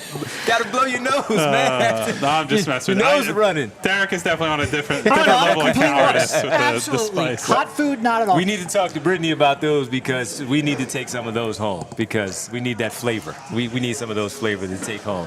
I even got one from my cousin who said, bring some of that home. We need some of those flavors. You also had the wrap. How I was did the have wrap? a wrap. The wrap was good. I got it with the medium sauce. I just wanted like a middle of the road, like see what they're working with. Didn't and want it to was- wipe your nose during the show. Exactly. Understandable. I didn't want to be I did sweating it. from my forehead while we're on the broadcast here. So Derek, how were the It's fries? Fries were good. Fantastic. Yeah. So come on out again, the Chicken and the Egg Super Bowl party, 5 p.m. Live DJ swag giveaway. Come on out, try all the great food. That's right here, Marlton, New Jersey. The chicken or the egg. All right, you want to talk about also some of the other moves in conference, in division, if you will? Like New York, we've talked a lot about the New York Knicks getting Bogdanovich and Alec Burks, moving on from Quentin Grimes, who his name was brought up in a few deals before in rumors. And then there was some reports that they're going to keep him and not give him away. But Rich, they bring in those two after making the deal, of course, for going all the way back a couple of weeks ago, getting OG Anunoby. They've positioned themselves really well. And right now, what are they, in second place now in the Eastern Conference standings? They don't lose anymore. They're just rolling.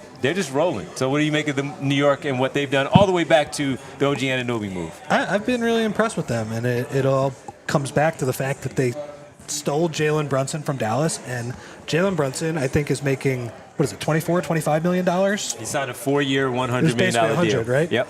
He is providing way more value than that. That might be the best value contract in the league. Okay. He is playing like a max level guy, even like a good max level guy as well.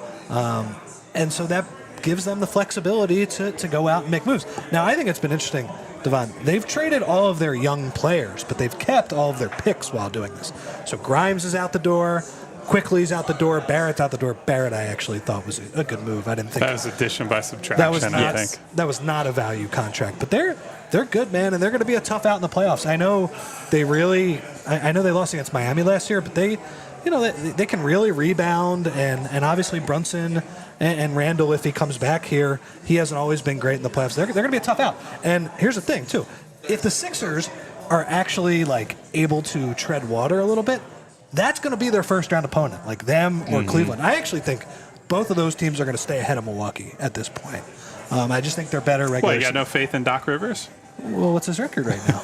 Was it 1-4? Well, hey, listen, one of those games was at altitude, so there's some all kinds travel of excuses mixed for in. that. Like, you can't hold it against They them. had Those to are get on scheduled a losses. plane for a road game. Can you believe that? Come on, That's you fucking Jordan crazy. Doc, he's That coaching is in the All-Star all-star game, coach man. Doc Rivers. Exactly. Yeah. Thank you. Show some respect. Come on. By the way, when you talk about giving up the young players, but they're still young. Yeah. Jalen Brunson is what, 25, 26? They're prime. 26? They're a lot of prime. They're not super young, but I think for the next couple years.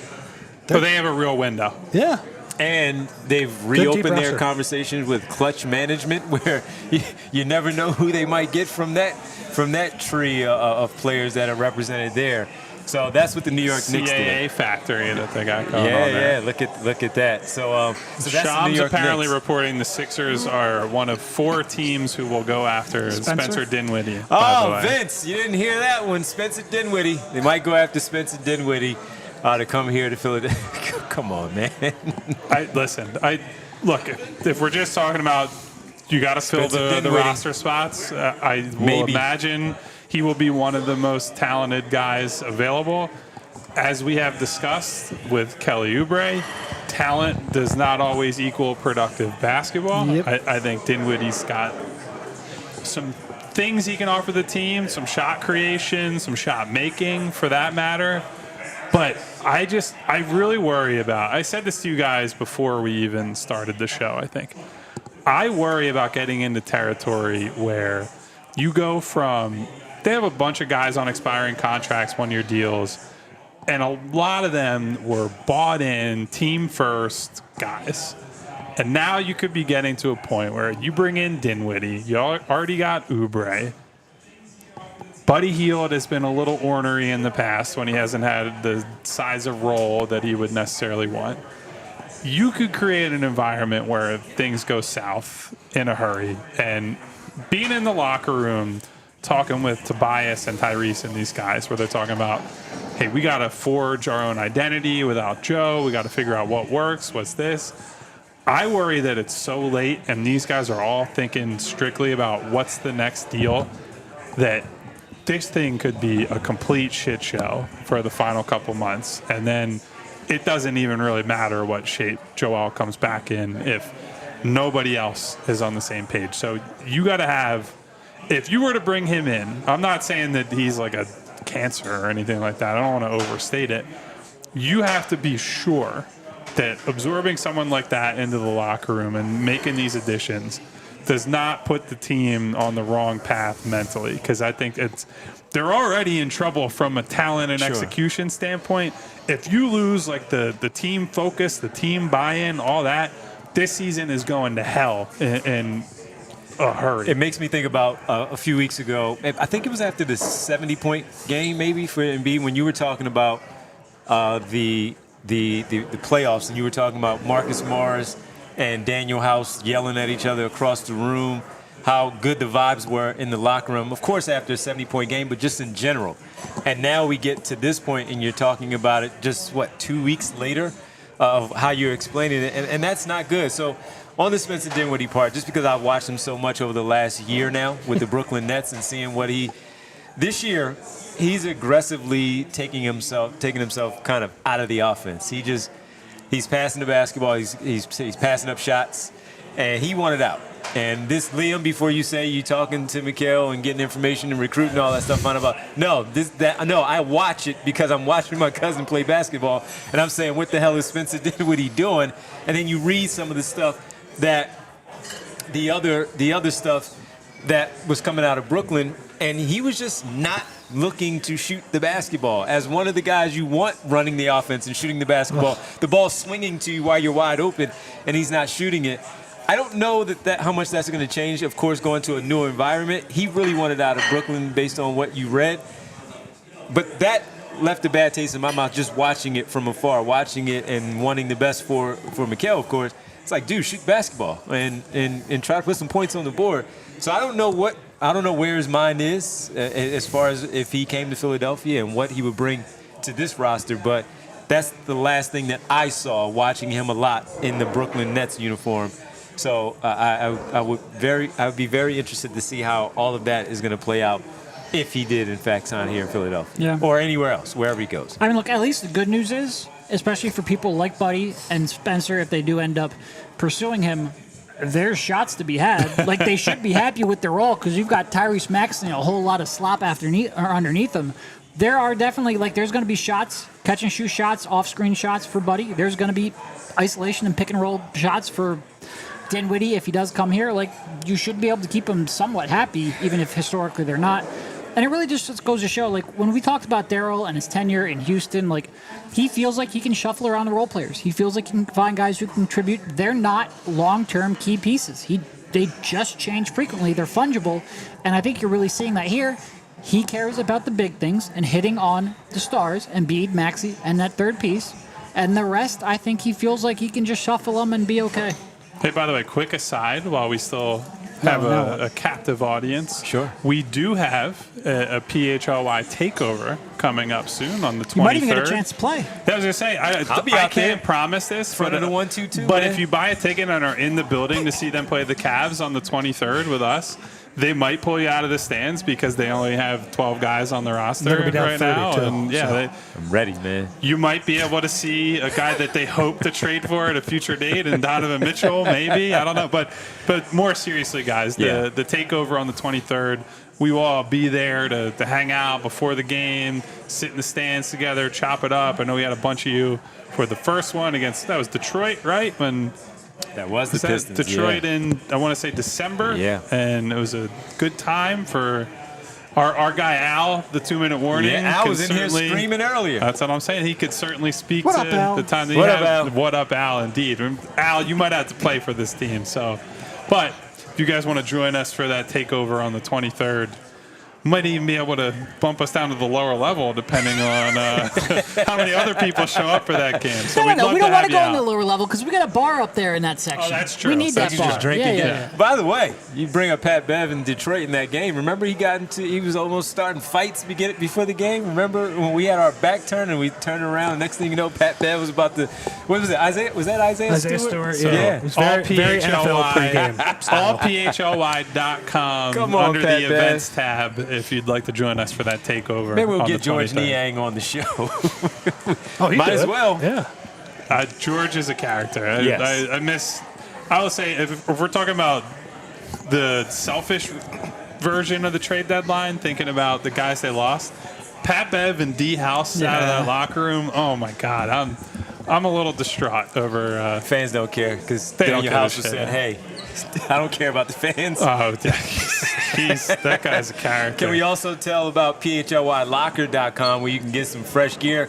I got asked about my hoodies. sweatshirt I was wearing earlier. Kyle has the sweatshirt on, of course, the original. I have the latest let me stand up so people can kind of see the logo on the front there. I can't turn around and pivot and so you can see the You can back. take the headset well, off you if keep you really it going. wanted Go ahead. to, You yeah. keep talking. We don't actually need to hear you talk. Vanna Givens over here is going to model the. Look at that. Look at that. Look at that big old logo on the back.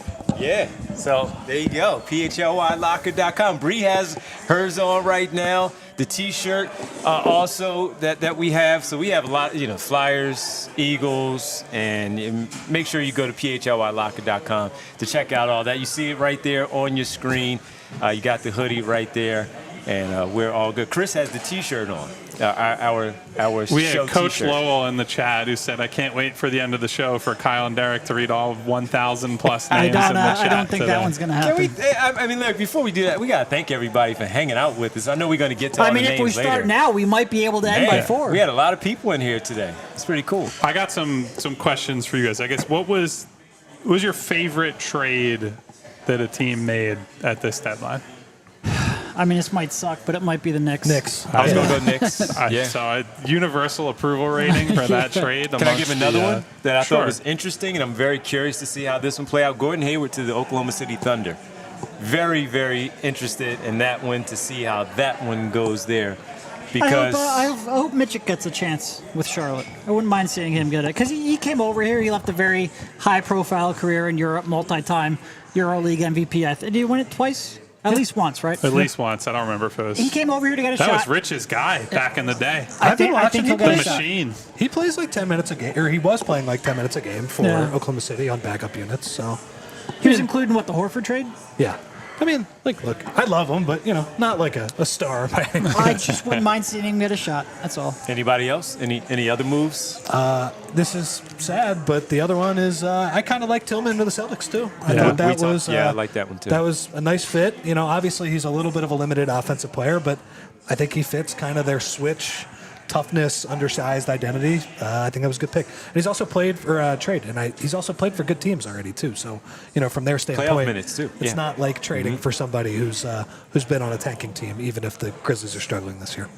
I'm interested to see what PJ Washington looks like on a real good team team. because he's had stretches where he's looked very good when LaMelo's healthy and they have a competent rotation. I do think that a little bit of an upgrade, to say the least, to play with Luka and Kyrie Irving at the same time. Lively's got to get healthy. He's been a really important part of that, but he gives them some front court flexibility, right? Like he shoot the ball a little bit, play the 4, also play some small ball 5 at times, which will be interesting with that group. Sure. They will not defend absolutely anybody, but they might score 1 billion points, and that's their path to winning. So interested to see how They also he got Daniel turns Gafford, out. right? Yes, I believe so. Yeah, Daniel Gafford for So that's a nice option Rashawn for them. Holmes. They had not an overwhelming deadline. I know that prior to Siakam going to Indiana, that Dallas was rumored as one of the big suitors. They had kicked around the idea of trading for Andrew Wiggins. Actually, on that subject, do we think the Sixers are going to get thrown in the losers category when everybody does the Yes. winners and losers? It'll be like them, Golden State. Trying to think of who Lakers. else might be in the Lakers. Now, I would argue Golden State might be the biggest loser because the shelf life on that team is about to be gone. You don't get to play the Hospital Sixers anymore. No, and unlike the Lakers, who people just magically always want to play there for all of time and want to live in LA, all that. So even when LeBron goes, they Well, wait a probably second. will. I just heard that a star was going to bolt LA to come to Philly next summer. Yeah, both the Clippers. But And even still, I'm throwing a lot of shade on that. We're all pretty skeptical that's going to happen. So I don't think it's as dire for LA, although having to look LeBron in the face and be like, hey, buddy, we did nothing with you still playing at an all-NBA level. That's pretty tough. I will say, I think this market was a little tough for buyers because a couple of the teams, Atlanta, Chicago. That should be What sellers. are they doing? Brooklyn, no offense, seem like they're dipshits. And when those Idiots. sellers aren't motivated to actually sell, a lot of teams that are looking to buy, you're probably going to be a little disappointed in the end result, with the one exception possibly being the Knicks. The Knicks getting OG and Bogdanovich, I think, is a real good addition to their team. Outside of that, I think most buyers are probably disappointed right now. Well, I also think the play-in has probably made the trade deadline harder because I agree. you got the Jerry Reinsdorfs and the Arturuses of the world who's like, look, we're 24 and 27, we're right there. Playing, baby. Right there, man. What's the Hawks The East is owner's wide open. name? I'm Tony blanking Ressler? on. Tony Ressler, yeah. In the similar sort of boat. Like I remember the story was last year. They won 4 games in a row, and they're like, "Oh, we got to keep the band together." And We beat Golden State the other night. Let's get it going. yeah, Well- so a lot of stupid teams and stupid owners. I wanted is to what ask I'd you say. about a couple of guys since some names for buyout potentially. Number one, because a lot of people asked about him recently, is just I'll start with the local one, just because he hasn't signed since he was waived at the beginning of the season. That's Danny Green. For a lot of people asking about Danny Green. So I just Listen, wanted to get that out of the we way. are a very pro Danny We podcast. did lose a podcaster. We're a very pro Danny podcast. if they bring Danny Green back, I think people will have a complete meltdown. He's fresh, man. He is He's well still rested. working out. Yeah. I'm not even saying it would even be a in the bad thing to facility. do. I just think the optics of it would Yeah, be for I sure. mean, he hasn't real played bad. since October. All right, so here are the real ones that I want to ask you about. Oladipo got waived. That's speaking the first one I was going to ask you about because Memphis did waive him. Is there any interest with you guys for Victor Oladipo? is he even healthy? Is the first place I would go? He hasn't I played know. all He's season. not played all season. Yeah, so that's So the answer's no on that, probably. probably no. The other, the fun one for you too. Oh yeah, he's got a patellar tendon Does he? repair as of October. Yeah. Do you need so those? Generally, yeah. You don't need those. Yeah, You're able to so. function without those. He just got waived, so Can he get a meniscectomy best for wishes that? to him. Killian Hayes, let go. No, not a meniscectomy, The two- a procedure. The two guys, A please. I don't mean to drop an F-bomb in public, but fuck no on Killian Hayes. Like that is, if he ends up on this Weaves. roster, They that let is- him go. I kind of want to just for the entertainment. Oh no. Entertainment That's for what I who? am. We gotta You, watch it for every us. night. I can watch We you want though. to, yeah. You have to watch him. That's fine. I can ignore You're that. the one who does Watching, most of the home post game shows. I'm just in the locker room. way watching the you season lose is your mind trending every right game now, on press come row on. would be entertainment enough for me. That is theater, man. Come on. No Get some way. game time tickets for You that. talk about the Killian Hayes moment of the night. That's or the kill myself moment of the night. It's more like it. Oh my god. He's really bad. Watching him kind of probe the defense in a pick and roll. He's really bad. He'll be Killian, Kyle. Watching him Be come off Killian me. Yeah. him coming off a screen and probing the defense might be the least threatening play in the NBA. Like it's like there are about 4 things he could do and none of them are good. So that's the way it works. Yeah, our boy Weave. I mean, look, it's been an okay Weaver. couple years for him. You know, maybe he should have traded Bogdanovich last year For when, 2 firsts, when, dude, when, you when he think? would have been able to, instead of just giving him to the Knicks for Quentin Grimes. But hey, look, the past is the past, and Weaves is moving forward with the greatest job security in the world. I mean, look, I think they are 4-7 without Cade Cunningham too, so they have a good They thing. have more wins without Cade than with him this season. The What's their Levine record effect. right now? I'm very curious. They have 7 Are they- wins. They're are either they close to 10? 4-6 or 4-7 without Right. Cade. They are 3-37 with him. So look, that's a good thing for Weaves, right? That his That best his player, star player can't and win. That he actually might be dragging down the team in a certain way. Look, we're going to reassess here with Tom Gores in the offseason, and we're going to figure it out. Not with Monty with the 10-year contract. Who can be like a former first-round pick that was failed, a former lottery pick? Jaden Springer. Oh, no, sorry. He already got traded to No, Boston. He's not a lotto it's guy. got to be a more high-profile bust. Jaden Springer, I wouldn't even say is a bust because he's a late first-round pick. Yeah. But look, we're going to pay that guy probably $30 million this offseason, whoever that is. Maybe they can pay Kelly Olynyk again. Yeah. They got a lot of cap space. By the way, it seems like they are prime Tobias Oh, yeah. people. Wait, He's speaking of Kelly continued Olynyk, to he late went to link there. Toronto, right? Yeah. And they gave up a first for him. What the fuck I have is no Masai idea. Ujiri doing? No idea. What? Like, I know people call me a Masai hater. No, he stinks. What the hell is he doing? You gave up firsts in back-to-back He's years. smarter than everybody for else, bigs Kyle. on Come a on. team that has now one playable guard. How old is Olenek?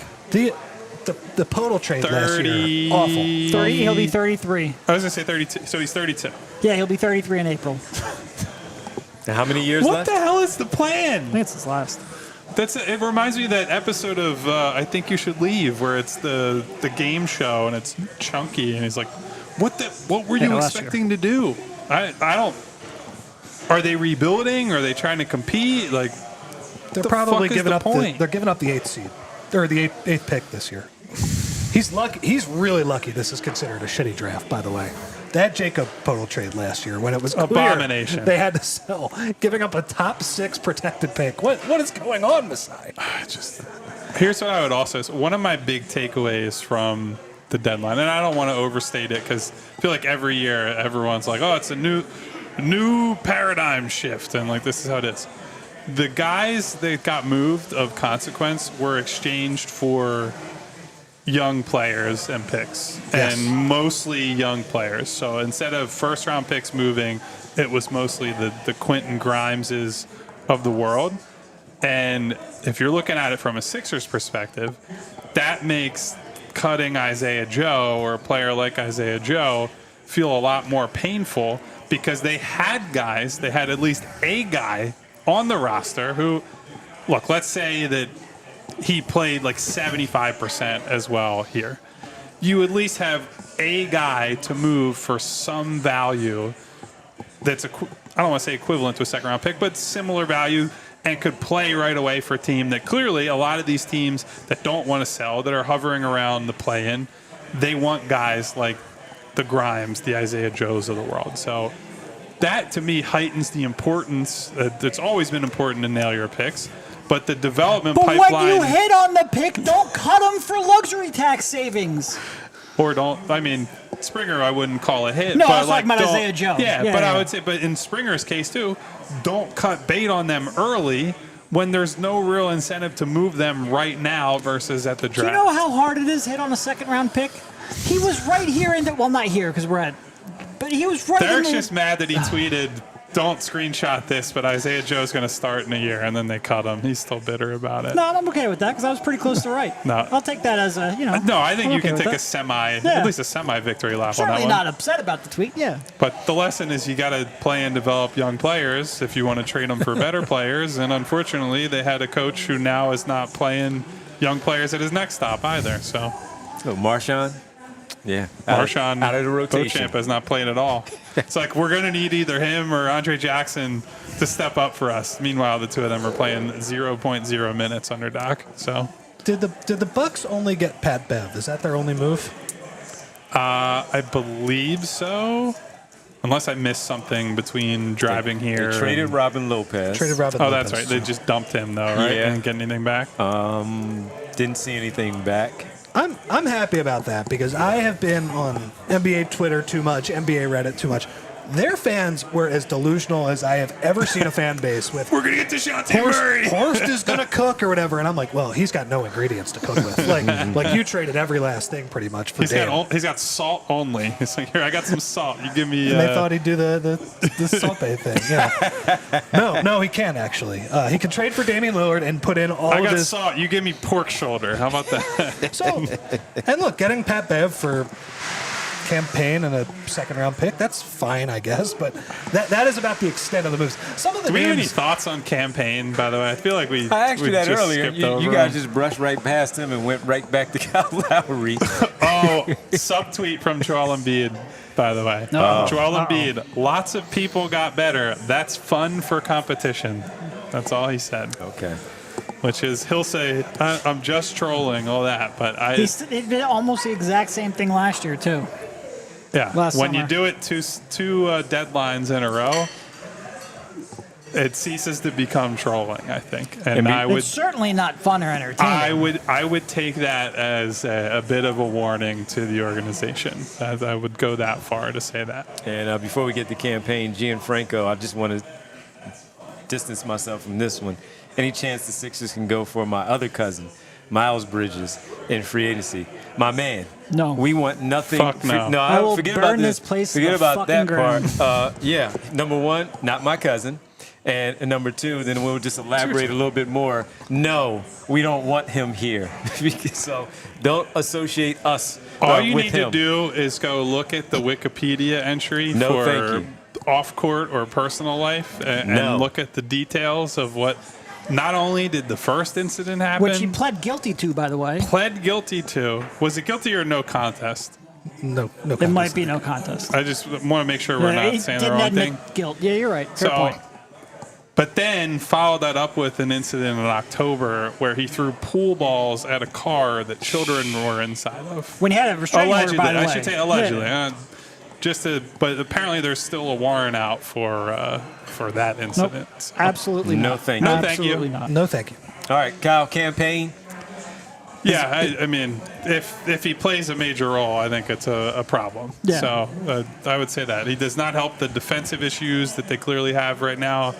I would say if we're talking about off-the-dribble juice, he's got more than Pat Bev, but that's not really It's Pat off the dribble Bev's. juice, but you usually don't want the shot that comes at the end of it. That's what I was Correct. about to say. The fans are not going to like the shot of the wind up and the side shooting that he does. It's a hell of a name, though. I love the name. Yeah. campaign I'll for be campaign. campaigning for some better players on the Sixers roster is what I would say. He is having I believe this is a career best shooting year for him. Now, of course, as soon as someone has a career best shooting year and they come to Philadelphia, almost immediately go off of a cliff. So he'll forget. Yeah, I would expect he will not be able to shoot, but yeah, I mean, he had success in Phoenix the one year when they made the finals. The finals year was really fun with him, and then it wasn't but the then next he year. Returned to campaign the next year. He became the guy he's been for his entire career, which is fine. Like, he's made a decent living out of being a bench guard, but not someone I trust basically at all on a real playoff team would be how I'd sum that up. He played 47 games for the Bucks this year, around 15 minutes, 6.2 points per game, 2.3 shot. As you mentioned, 40% from three this season so far. And even Devon, the nicest guy here, is struggling trying to come up with. The nicest guy by a mile, by the way. It's not even close.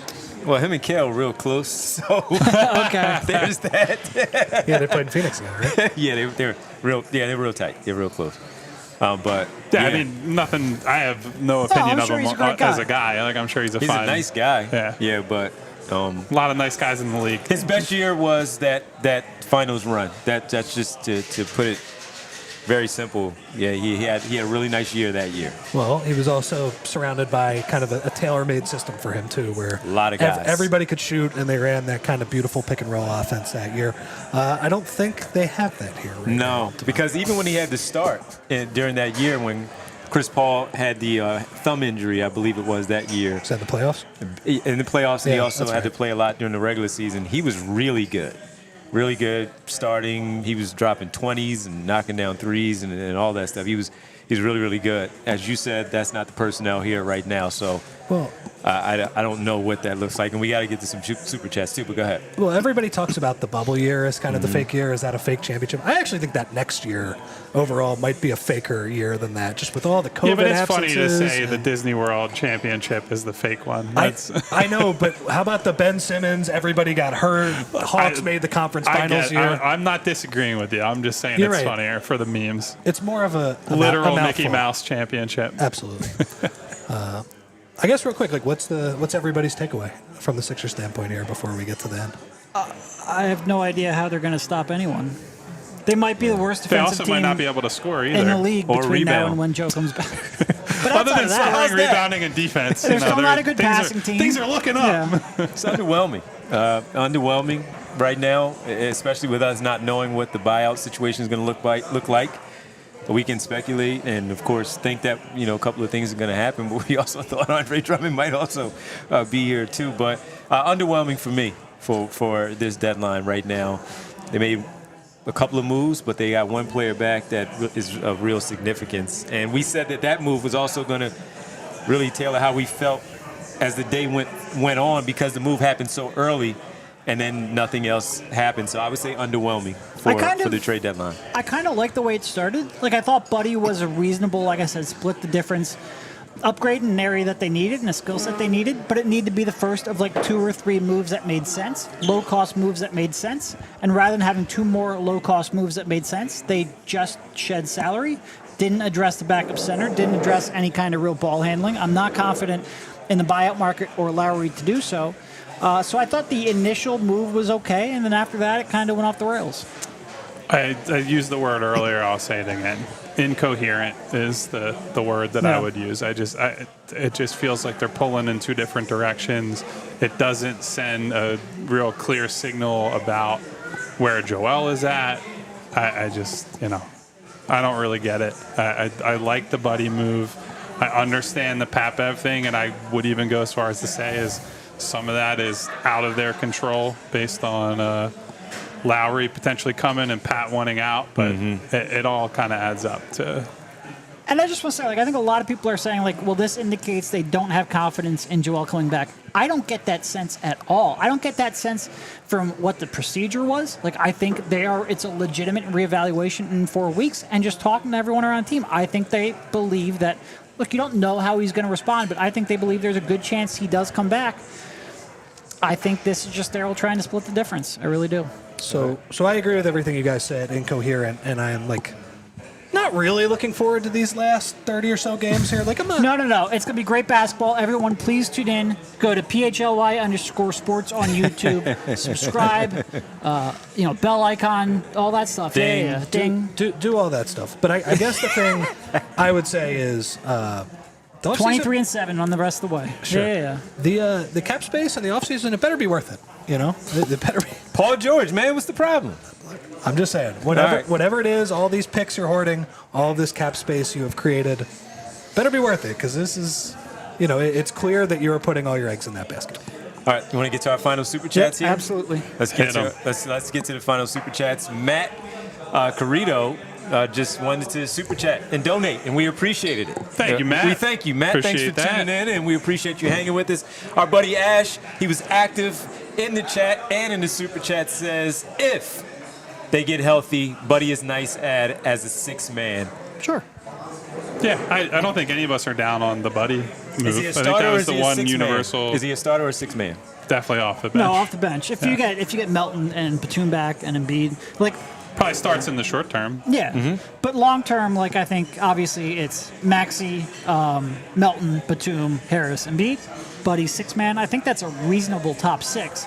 It's just you don't have the flexibility with your your wings, with your backup ball handlers that I think a lot of us are uncertain about. We'll see if that's a buyout move to help out in that area. Real Time checks in and says, is Morey ever going to beat the quote-unquote fraud allegations?